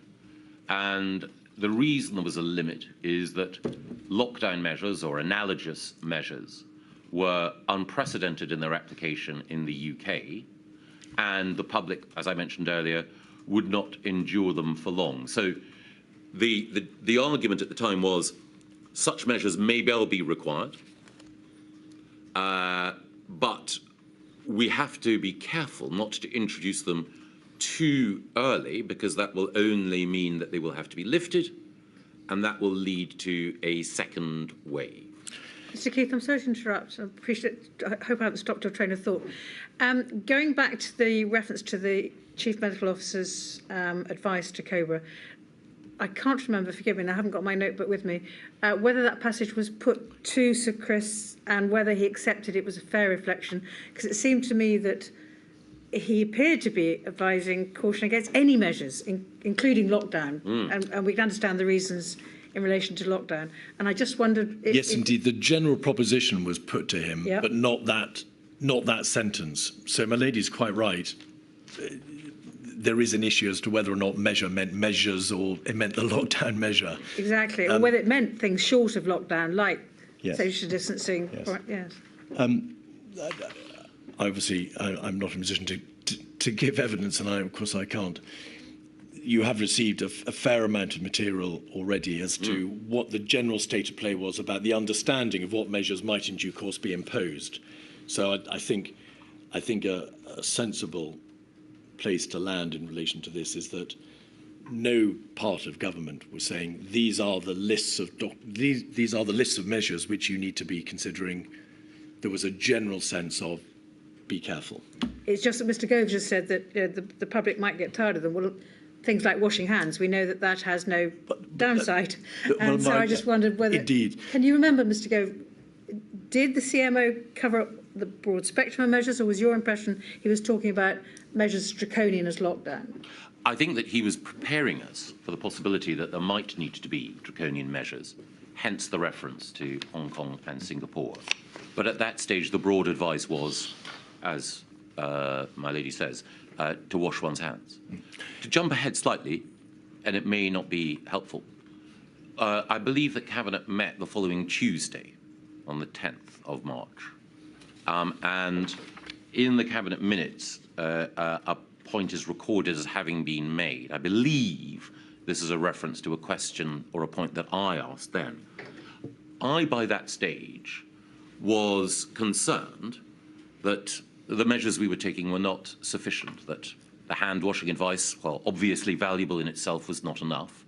And I think the Cabinet minutes record my saying that we needed to look at what other countries were doing, and we needed to be clear that there was a potential divergence of scientific opinion that needed to be taken account of.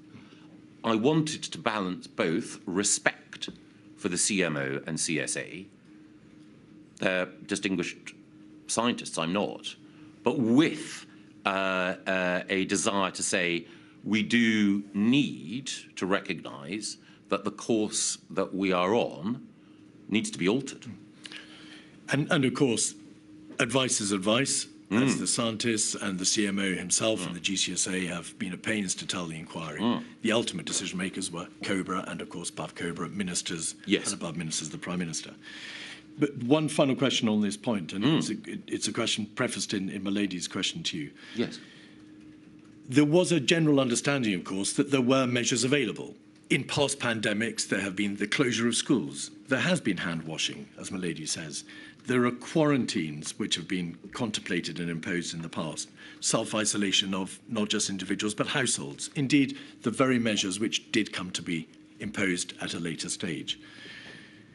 There just doesn't appear to be any debate at all about the nature of those measures, whether it was lockdown or any of these other well-understood measures. Do you agree? Not that week, but the next. No. And of course, you did have a growing concern, as you said in your statement, about whether or not tougher measures were required. And that goes to the same point. On the 10th of March, I emailed Mr. Hancock and Mr. Cummings 263380. And you detailed a list of questions that you required answers to. Just following up from COBRA yesterday, I think the DHSC team are doing a great job, but I want to follow up on some of what was being discussed yesterday. And you raise a number, if I may observe, of very good questions. You ask about resilience in the food and hospitality sector, what to do about people who've got mild symptoms, ICU capacity, equipment, over the page. Education, 111 calls, hospital organisations, screening, temperature screening, ditto and public gathering. I'm all for schools staying open. But what is the published scientific reasoning of, say, Spain that suggests they may have the closure of schools in Madrid wrong? We must, of course, be guided by science, but that involves testing the propositions and weighing up different choices, cognizant of the fact that, of course, advice is advice and you are the decision makers. These questions, Mr. Gove, appear to indicate that you were raising them because they had not been properly ventilated in COBRA. They were not being properly addressed by government, which is why you were reduced to writing to Mr. Hancock and Cummings directly and saying, what about these issues? Why had the system required you to have to take this step? I think, in fairness, the email followed on from a COBRA discussion in which some of these issues... It did. I read out the first line, following the COBRA yesterday. Yes. And so I had a chance to reflect on some of the discussions that we'd had then, and these were questions consequent on that.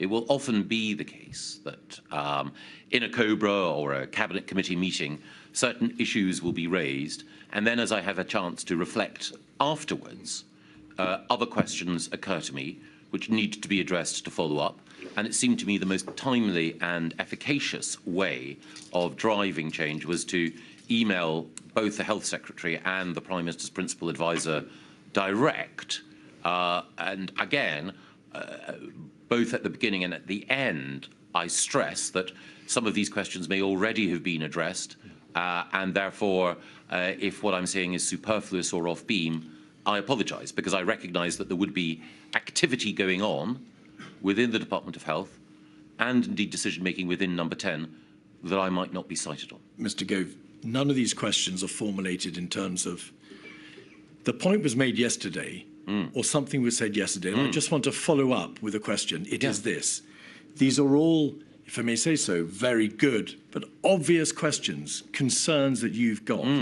There is nothing here that suggests that they were debated in detail or at all the day before. Specifically, each of these questions. Many of them were, including, as I mentioned, the 111 line and equipment overall. Because both Dominic Cummings and Matt Hancock were in the meeting, I would not have needed to have said in the email, as we discussed, or this issue was raised. I don't believe all of the questions that I ask followed on from everything that was discussed in the meeting. I think there are one or two that occurred to me because of other concerns that I had as more material became apparent to me. 275436 is a WhatsApp group concerning yourself and Mr. Cummings. If you can have page 3. Michael Gove at the top, and then there are references to Dom, obviously Dom Cummings. At 1948, on the 4th of March, so 2 days after the Cobra, you know me, I don't often kick off, but we're fucking up as a government and missing golden opportunities. I will carry on doing what I can, but the whole situation is even worse than you think, and action needs to be taken or we'll regret it for a long time. Expand, please. I was concerned at that stage about the ability and structure of the Cabinet Office overall to deliver on the government's priorities. COVID was in my mind, but it wasn't the principal thing that I was messaging about. It was about the Cabinet Office overall, including its ability to deal with COVID.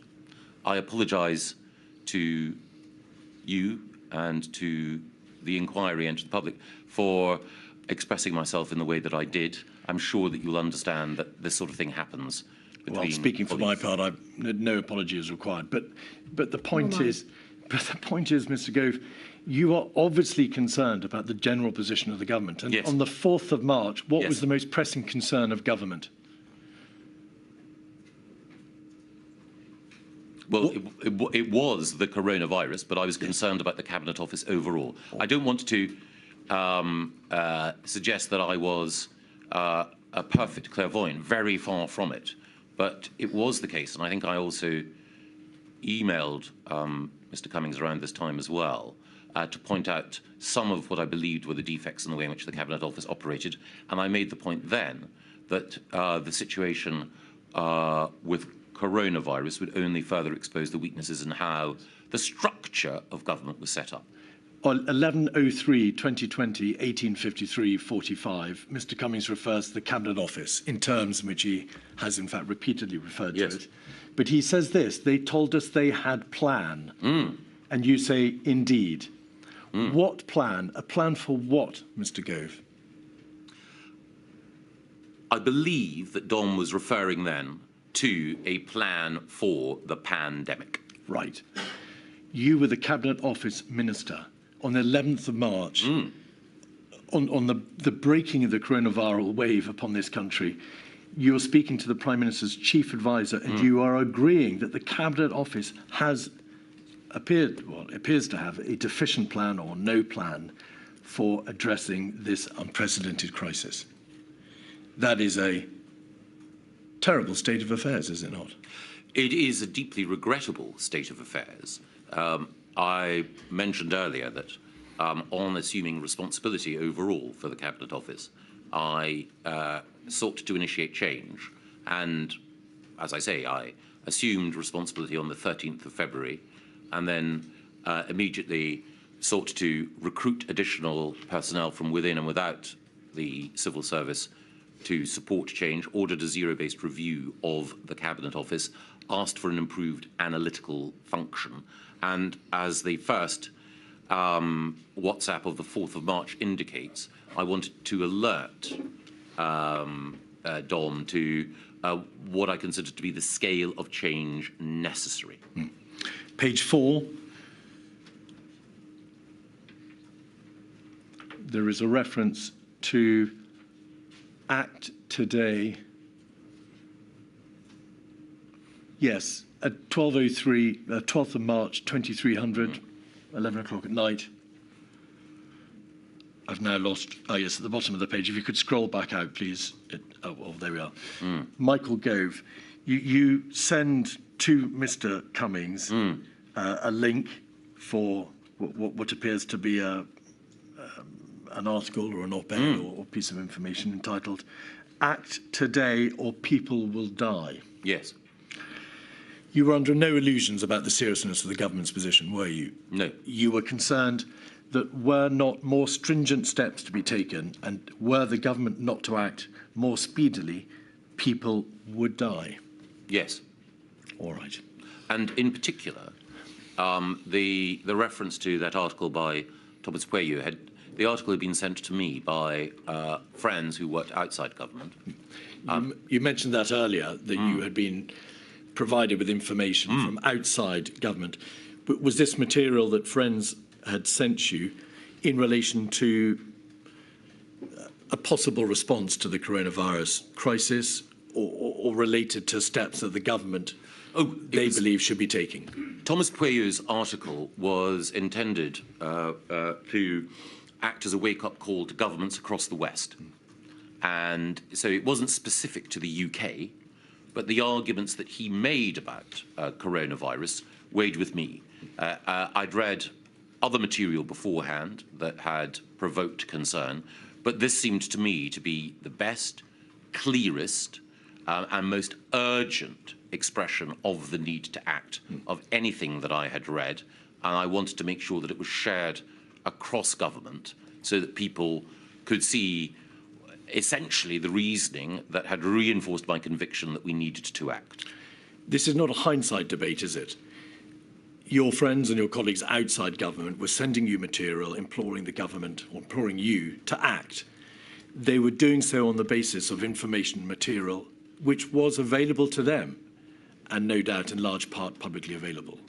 Is that correct? Yes, and I deliberately sought information from friends outside government whose opinion I trusted, because I wanted to make sure that I had alternative sources of information to test the views that were being expressed by government colleagues and others. Yes. Evidence has been given to the inquiry to the effect that there was, over the weekend of Saturday the 14th and the 15th of March, a change in strategy. Yes.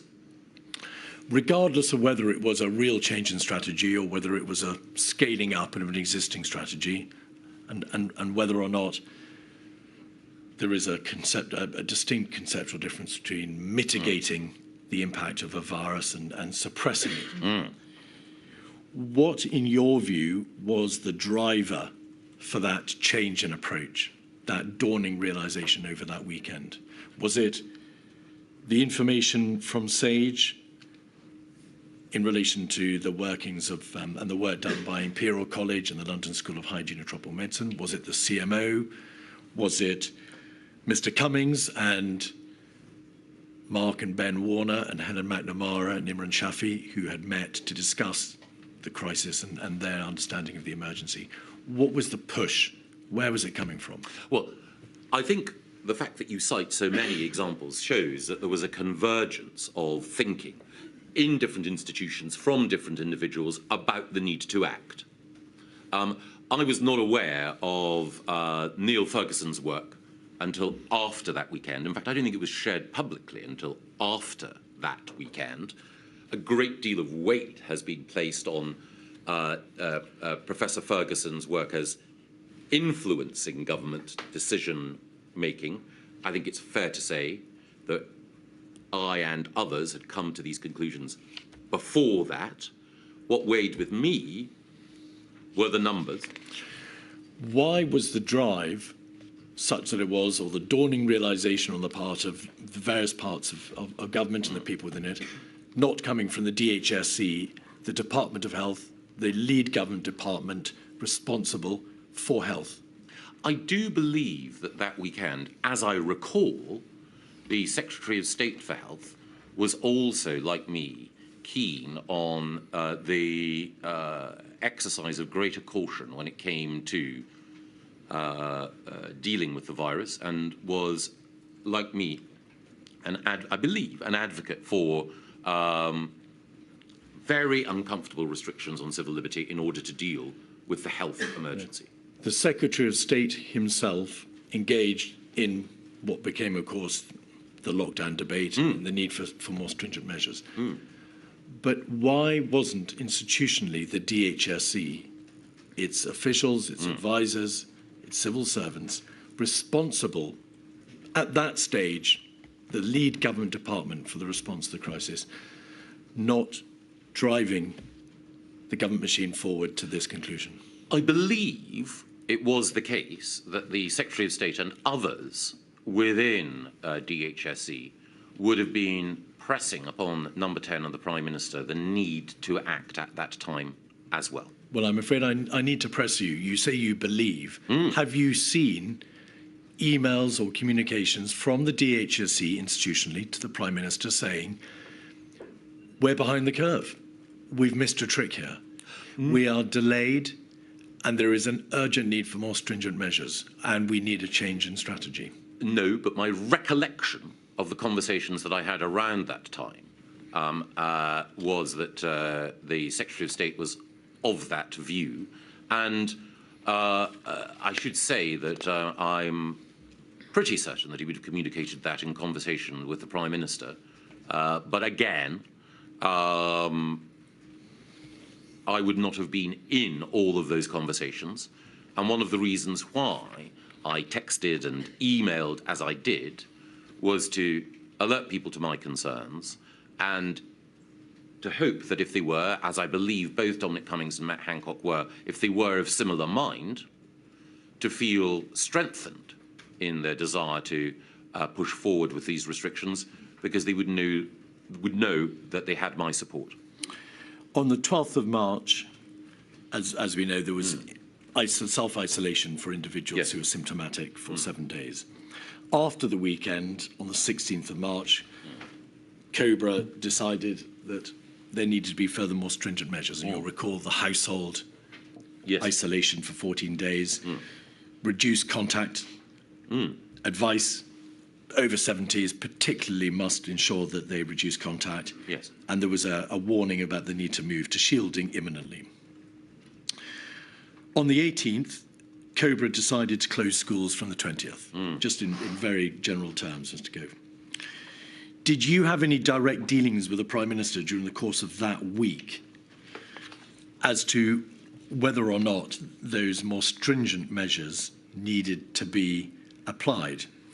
I ask you this because the evidence from Mr. Cummings has been that there was a widespread view, he said pretty much everyone considered the Prime Minister to be oscillating, not using his word, but that's the sense of it, in relation to his response.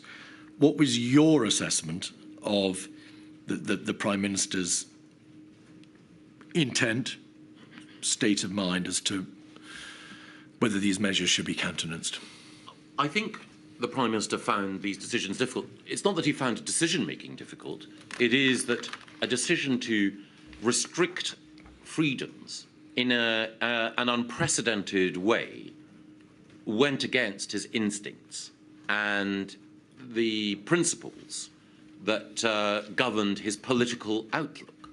The Prime Minister at the time, Mr. Johnson, was someone who was a liberal in so many senses, and certainly someone who found the idea of restricting free association deeply difficult, deeply opposed to his worldview, and therefore, as I think everyone knows, to contemplate such a big measure with the inevitable costs was a decision of huge weight. I believe that the evidence was clear that such a decision was unavoidable. Again, I'm sorry to interrupt. You say decision. You appear to be relating your answer, therefore, to the lockdown decision. I'm asking about the stringency of the measures during the course of that week. I think that almost every restriction of liberty, including the closure of schools, was one that the Prime Minister would instinctively have felt unhappy with. I don't think any of these decisions were taken lightly. In terms of the Prime Minister's decision-making style, the oscillation referred to, it's in the nature of the way that Boris Johnson worked that he wanted to see thesis, antithesis.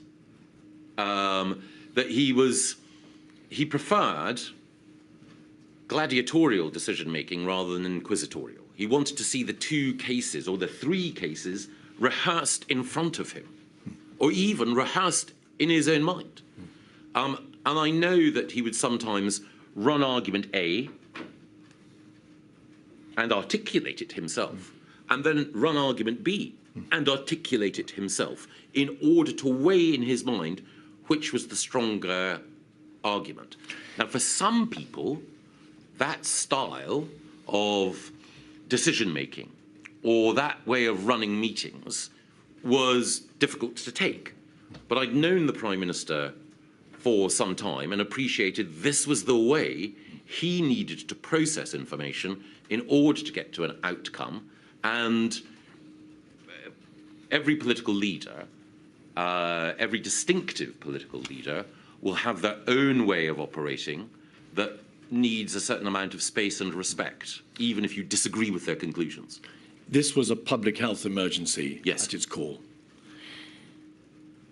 By that week, the evidence, or rather the advice from SAGE, from the CMO, the GCSA, from the DHSC, from Cabinet Office, from Number 10, was, to use your word, unanimous.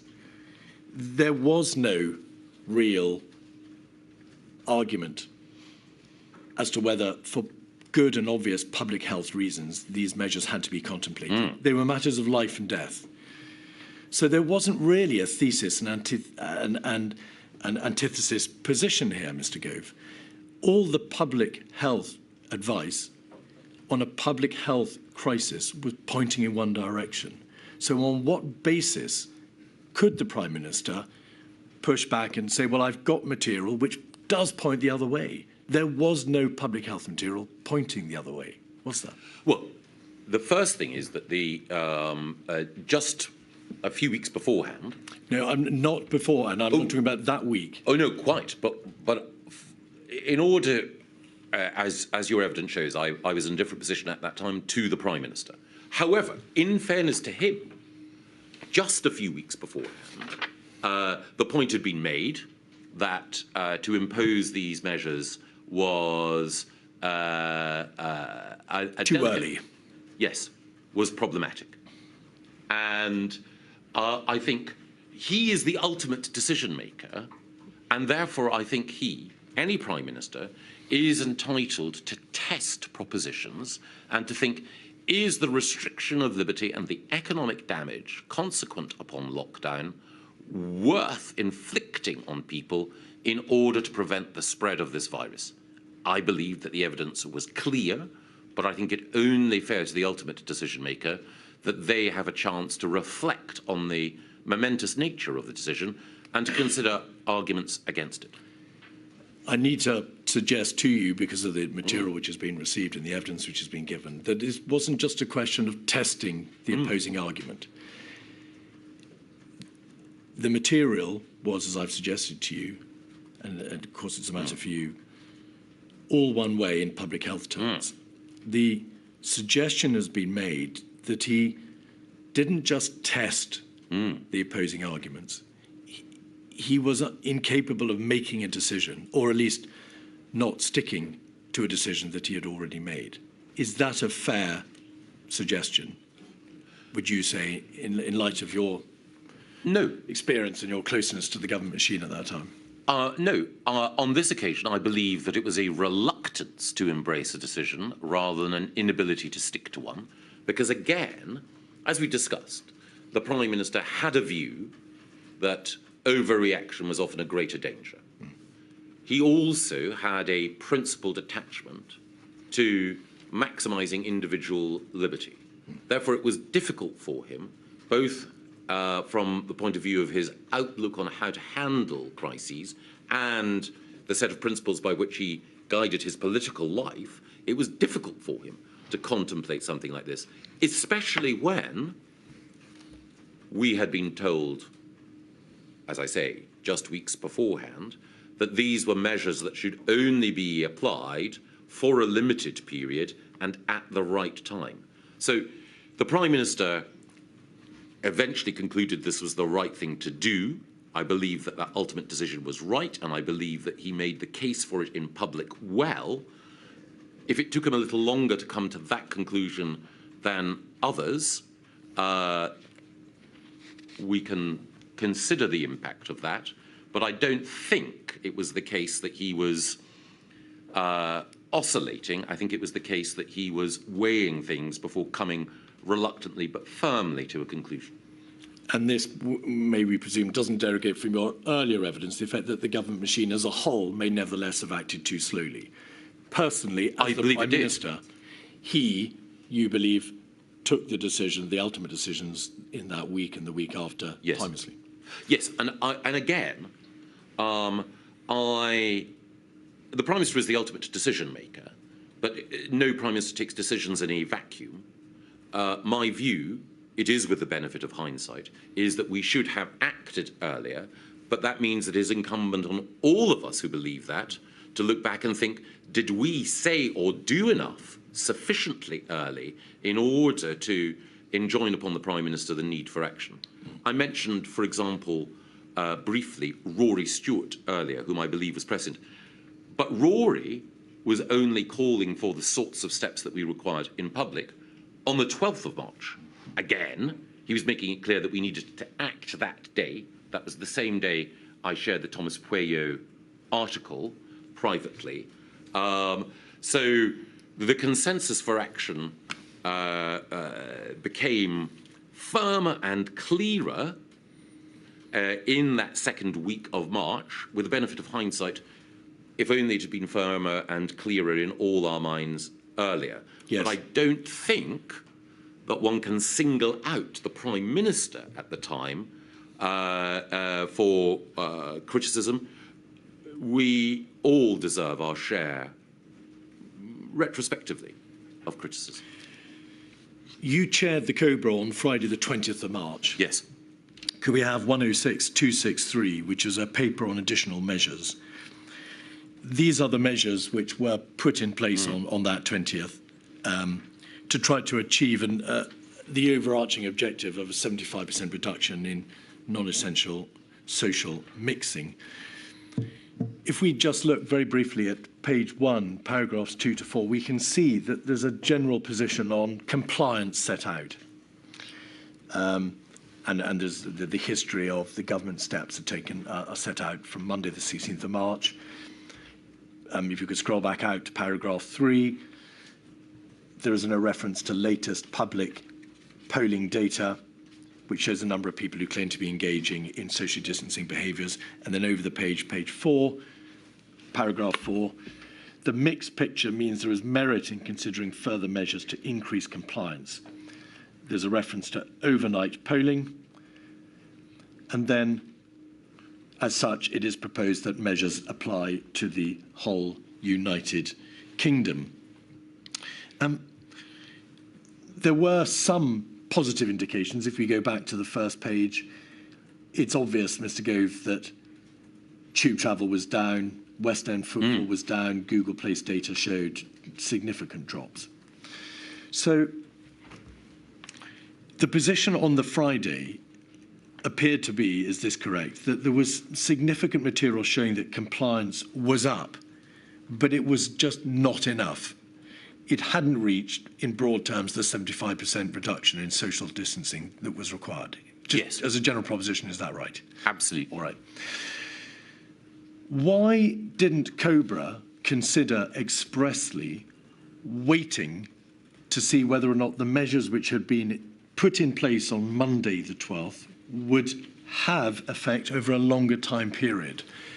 There is an acceptance that it's not good enough. But why could COBRA not have waited? And by extension, by analogy, why could not the ultimate decision on Monday the 23rd have been delayed a bit more to see whether or not these compliance figures would continue to go in the right direction and reach the right levels? Because the virus was spreading exponentially, and the risk was that the NHS would be overwhelmed. We'll come to look at the NHS in a moment, but was there debate on the Friday about the hard data presented in relation to the impact on the NHS, hard data relating to the likely mortality rates that would continue to go up if the measures were not imposed, and on the need or the possibility of waiting further? The inquiry well understands exponential growth. And evidence has been given by Professor Sir Chris Whitty as to what it means in practice. Yes. Unless you get on top of exponential growth, it will continue, and it will continue relentlessly until the country is completely overwhelmed, and the death mortality rates are absolutely intolerable. But it is a curve. It is a degree. Why was there not more debate about the alternative of waiting to see whether or not this would work? Because those of us who were taking decisions understood where we were in terms of the growth of the virus. The whole point about exponential growth, as we know, is the famous analogy of a grain of rice on the first corner of a chessboard. By the time that you get to the final other corner of the chessboard, then you are talking in terms and in numbers literally unimaginable. So therefore, as you move from 1 to 2 to 4 to 8 to 16 and so on, if you leave it for another day or another week, the numbers are so significant and so huge that you know that you have left it too late. And as Chris Whitty and Dame Angela McLean made clear, the measures that you take have a time lag before they begin to take effect. So you have the curve going up and up and up, and the measures not beginning to take effect for some time. So therefore, you do need to hit the curve at the earliest possible point when you know that growth is exponential. You all knew that there was exponential growth. That is the nature of this virus. Once control has been lost, it will spread inevitably exponentially. And you knew that on the 12th of March when the first measures were imposed, and on the 16th of March, and then on the 20th of March. Yes. But notwithstanding your understanding of the risks of exponential growth, you were still prepared as a government to try those measures. You didn't say on the 12th and the 16th, well, the central feature of exponential growth is it's going to be terrible and it will overwhelm us unless we have a lockdown. You were prepared to countenance measures short of a lockdown. Why didn't you give longer for those measures to work on the premise that on the 12th and the 16th of March, you knew you were dealing with an exponential crisis already? I think it was the case that both in the communications that I had with people on the 12th and also, as I think Imran Shafi's notes of the meetings that occurred that weekend show, I was pressing at the time for the most vigorous action as early as we possibly could.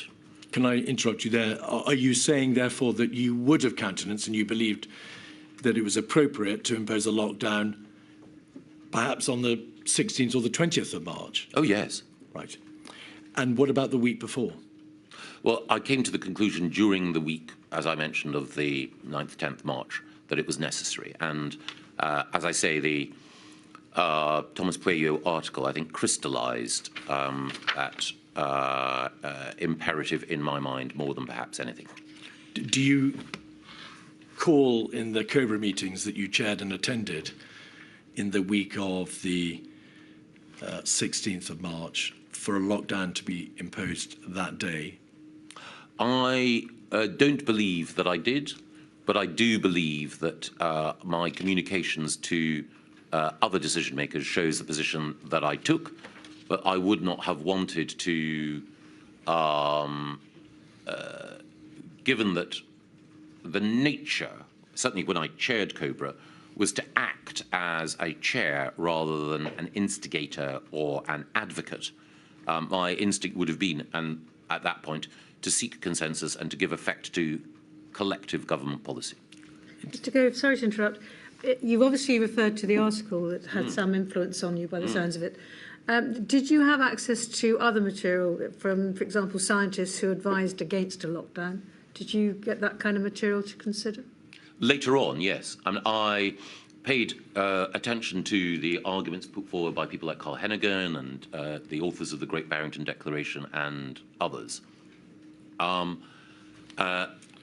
think that obviously their point of view I respect, but the propositions that they put forward I think were just undeliverable. The idea that we could shield the elderly and allow young people free rein I think, given the nature of multi-generational households and so on, they would not have been effective in mitigating the virus. The second thing is that quite a lot of people have understandably said Sweden managed these things better. But again, the public, sorry, forgive me, many of those who advocate that we should have gone down the Swedish route misunderstand what Sweden did. Sweden was able to reduce social mixing by a greater degree of reliance on wide societal acceptance of those restrictions. We, as this Cobra paper points out, were seeking societal, compliance with those measures, but we knew that would not be enough and it was too late. And indeed, as I think the evidence of the inquiry points out, Anders Tegnell himself, when he was invited to speak to the Prime Minister, said, you should act. So again, people, I understand how this happens, having been a journalist, people in the media will sometimes paint a picture of what's happening in order to create a greater sense of drama or divergence. So Sweden, libertarian nirvana, Britain, lockdown dystopia. Actually, the approach taken by both countries was more similar than many would like to admit. Another point as well, if I may, people also sometimes make the argument that there was a tension between the economy and health. Now, obviously, lockdown creates problems for the economy. But, as I subsequently wrote in an article in the Times to explain our reasoning, if we had allowed the pandemic to develop without taking the steps that we did, the NHS would have been overwhelmed, and that would have meant an impact on economic activity far greater than that we had to endure. So when people talk about the trade-off between the economy and health, when you have the virus, you need to respond in a way that protects both the health service and the health of the nation and the economy. Can I ask you, just for the few remaining questions on this subject, to focus on that week of the 16th of March? Of course. You said when you chaired Cobra, your position was that you should act as a chair rather than as an instigator or an advocate. You wanted to seek consensus. The material, Mr. Gove, shows quite clearly that over the weekend of Saturday, the 14th of March, and also latterly in October, November, and then again in December, you made no bones at all about the need for the particular measure under consideration, ultimately lockdowns 2 and 3. You made your position on what should be done perfectly plain. Having acknowledged that your own view was that a lockdown was required to be imposed in the week of the 16th of March, why did you, in these Cobra meetings, one of which you chaired, not say, I, Michael Gove, believe the only way forward, the only sensible route is a lockdown now to save lives? I believed that I had communicated my views clearly in every forum where I could. It's in the nature of ministerial life that sometimes you chair a meeting of a subcommittee or a cabinet committee, and your job there is to act as the neutral chair seeking consensus. Then sometimes you are an advocate for a particular position, your own departmental position or your own deeply felt position. And I had been asked by the Prime Minister to chair that Cobra, and I was acting, as it were, under instructions. And I felt that that was the right thing to do to serve the government collectively. Again, it's, you know. In hindsight, do you regret that you were not more forthright in what you plainly and genuinely believe was the right course of action to take? Generally, people have always been unhappy when I've been more forthright in the past. But on this occasion, I should definitely have been more forthright. This was a matter of life and death. Absolutely, and that is why I believe that I should have been. Thank you. The decision to implement the national lockdown was, of course, taken on that Monday, and there was a Cobra.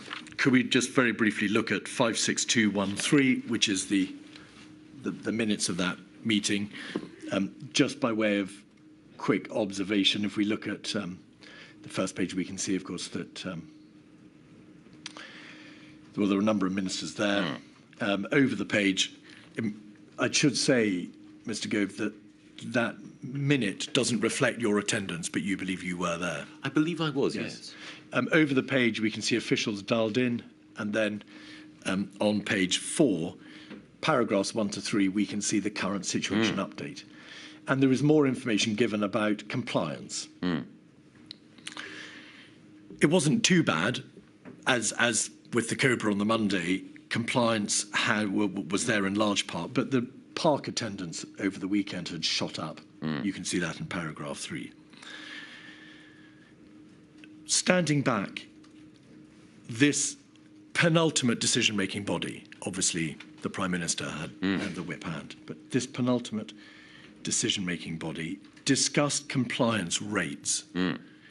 But there was very little by way of debate over the economic and societal harm that would be necessarily done if these measures were to be imposed, over the terrible balancing exercise inherent in that decision. But also, again, no discussion at all as to whether or not more time should be given for the measures which Cobra, had imposed the very week before, on the Friday, 3 days before.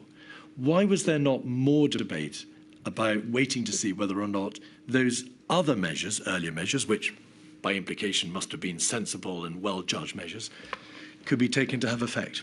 Well, again, it was clear, certainly to me, that those measures had been inadequate. I think at the time that I was sceptical that they would be enough, but understood why people thought that this was proportionate. By definition, when you're dealing with any sort of crisis, you use whatever data comes to hand, whatever feedback there is, in order to adjust your response.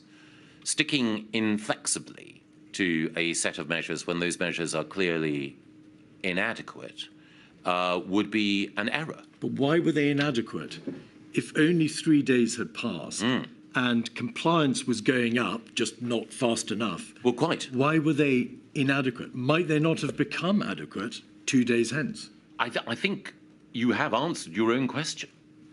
That compliance was not going up fast enough and that more evidence was accumulating about the spread of the virus. Well, no, you knew already it was an exponential spread.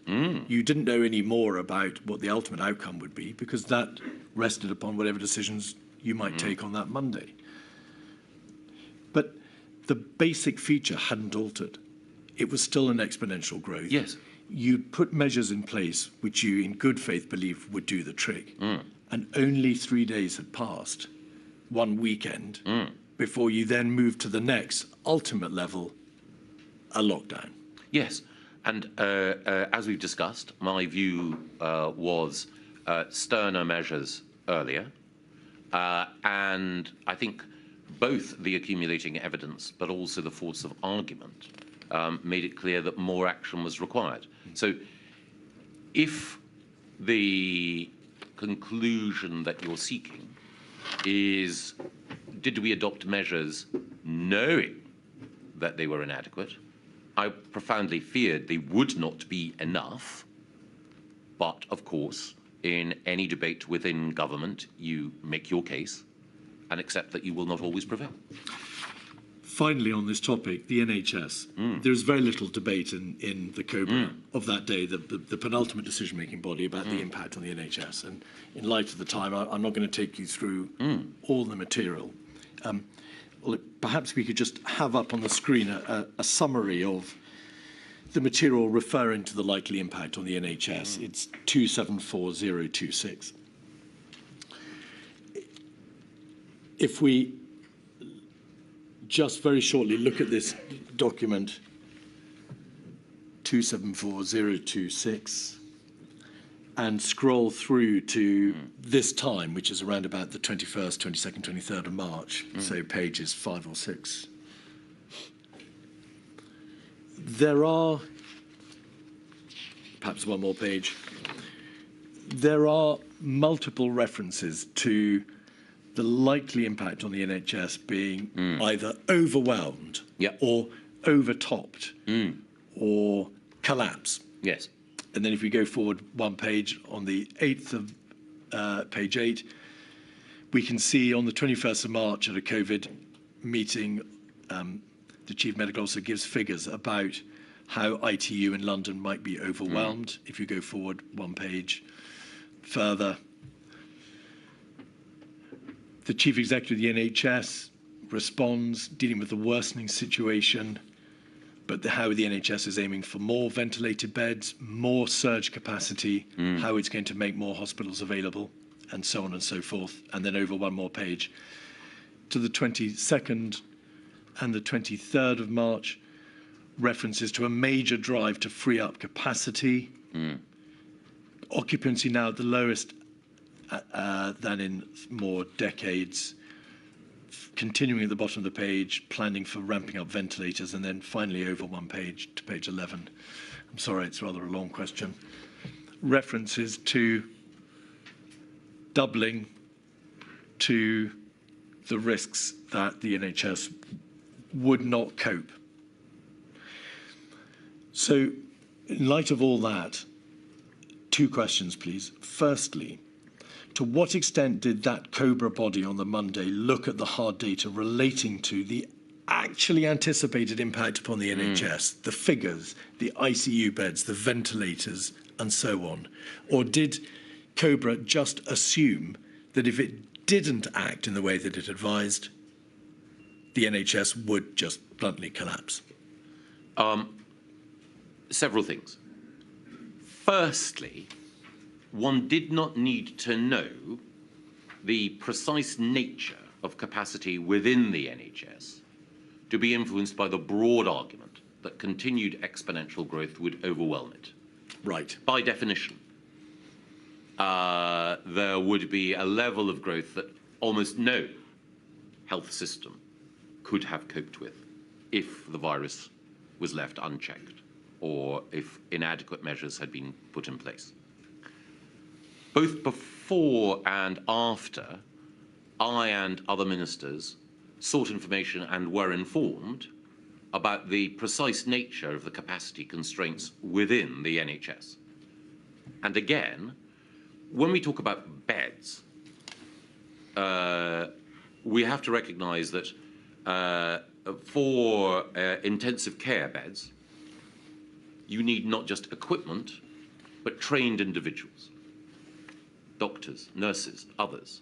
So NHS capacity constraints are driven by the number of specialists and by the equipment, as well as by physical capacity as well.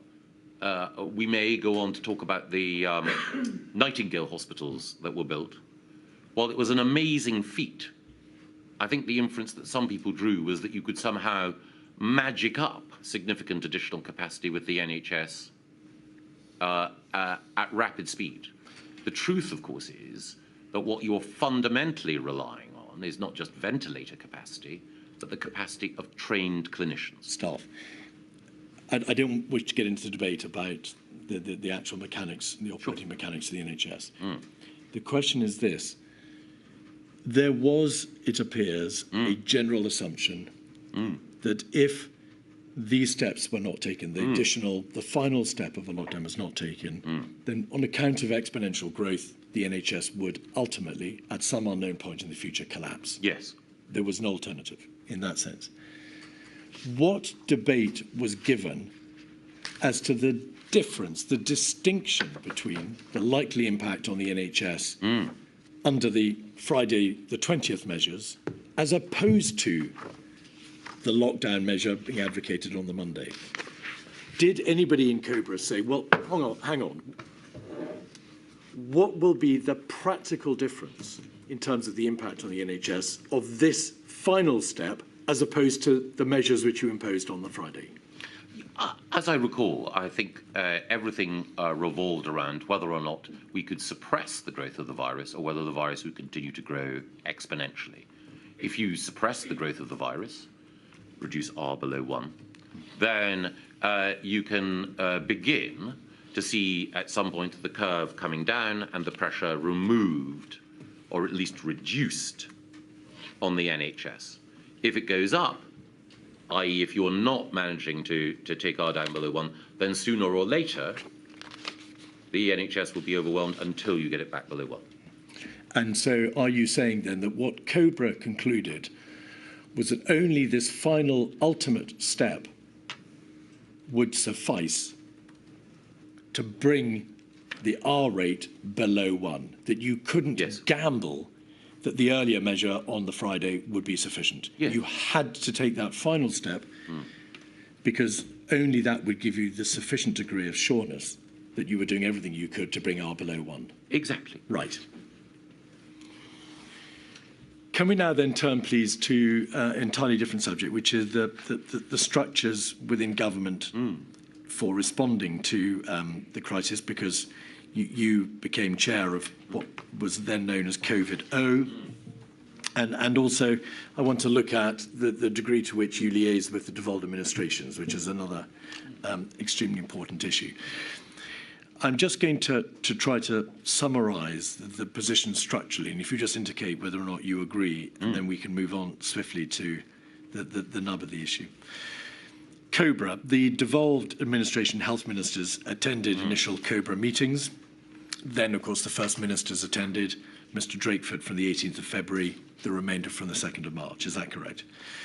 You attended 16 COBRAs between March 20 and February 22.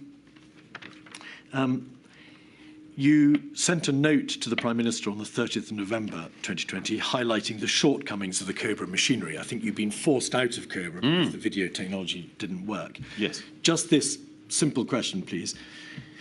Had there been any changes to the machinery within COBRA, within the corridor and the rooms, or the rooms particularly in the Cabinet Office, between March, when the crisis crashed upon this country, and November, when you wrote that note to the Prime Minister about the shortcomings in the machinery? Had there been changes? Had the room been updated at all? I think there were some changes, and I thought I'd have to check.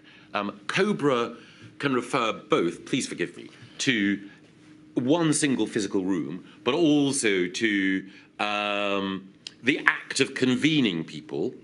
And I'm not sure how much I can say, actually.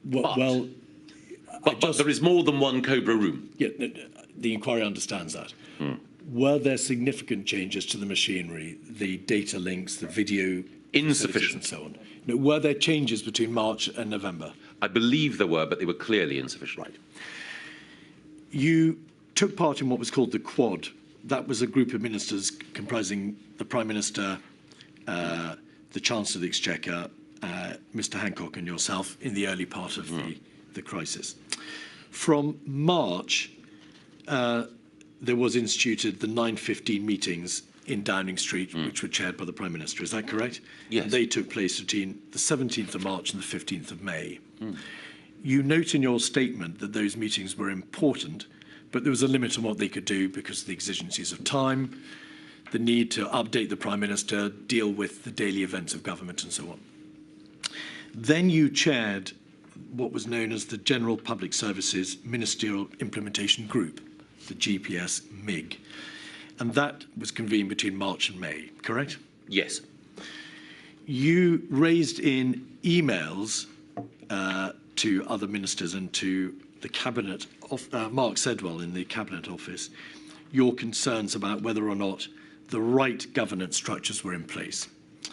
And in part, as a result of your raising of those concerns about the MIGs, in May, the MIGs were done away with, and there was then a system known as COVID-S and COVID-0. Is that correct? Yes. Did you have, in March 2020, email correspondence with an advisor in Downing Street called Munira Mirza, who I think was in charge of the policy team there, about the way in which the MIGs were operating, in particular the health MIG, which was being chaired by Mr Hancock? I believe I did, yes. All right. But it matters not, because in the end they were done away with. COVID-S and COVID-0, COVID-S was chaired by the Prime Minister. Yes. but he also chaired COVID-0 occasionally. Yes. But you were the main chair. And those meetings started in June, and COVID-0 went all the way through to February 2021. Yes. Would it be right to say that COVID-0, the body you chaired, convened over or around 150 times between May 2020 and September 21? I believe so, 145. And we've heard evidence that COVID-19 task force was the secretariat for COVID-0. Yes.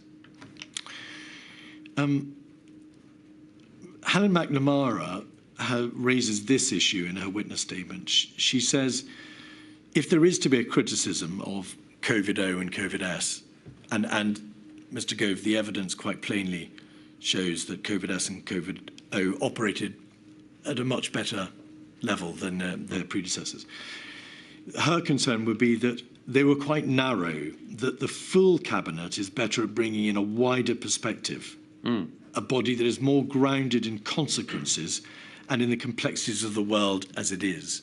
Would you agree with that if there is a deficiency, if there was a deficiency, they were quite narrowly comprised bodies? No. Why not? I think that for effective decision-making, when you're dealing with a crisis, the cabinet is currently constituted, and this is no reflection on individuals, simply on size, is unwieldy. So when dealing with crises, there have always tended to be inner cabinets, war cabinets, or similar. Now, one can argue that perhaps the wrong people are around the table, but I think that the cabinet for as a structure, given the need for rapid action, as I say, doesn't meet the need of the hour. And we saw that in, for example, the Falklands War, where decision-making needed to be taken in a nimble way by the Prime Minister, her then Foreign Secretary, Defence Secretary and Chancellor.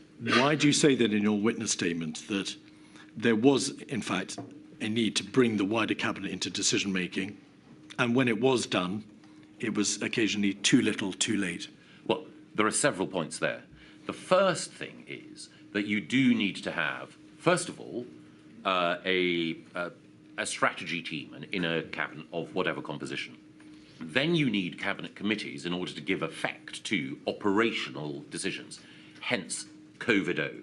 I think it is the case that when you've worked up what those decisions are, you do need a broader cabinet discussion in order to ensure that there is appropriate buy-in, that there is political consent, that there is collective agreement. But all of these things are matters of judgment, and they exist across a continuum.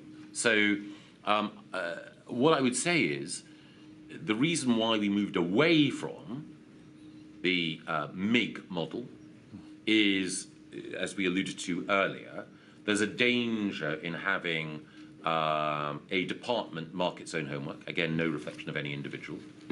COVID-0 allowed oversight across government of how each individual department was seeking to deliver towards the agreed goal. But Cabinet's role, yes, overall, I think one can look back at and say there were certain moments when Cabinet should have been involved earlier in some of that decision-making, but sometimes there was an understandable need for speed. That's perfectly plain. There was nevertheless, though, there were occasions when Cabinet should have been more involved than it was. You accept that. Was it the case, as we can see, that in relation to the 23rd of March decision to impose mandatory stay-at-home orders, that was, of course, announced to the country on the Monday. Cabinet didn't sit until the Tuesday, 24th. In relation to the second lockdown, the decision was effectively debated and resolved at a COVID ministerial meeting, yes, rather than by Cabinet. And in relation to the third lockdown, the driver for that decision came from a collective decision from the United Kingdom chief medical officers that the whole country had to go into level 5. Would you agree with those as statements of fact? Yes. Right.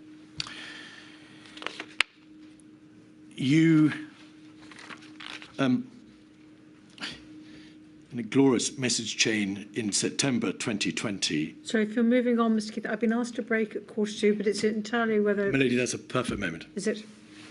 I'm sorry we have to keep breaking, Mr. Gove. I've also been asked to take a 50-minute lunch because we have so much to get through today. We're determined to make sure we get through your evidence today, Mr. Gove. And so I shall return at 1:35.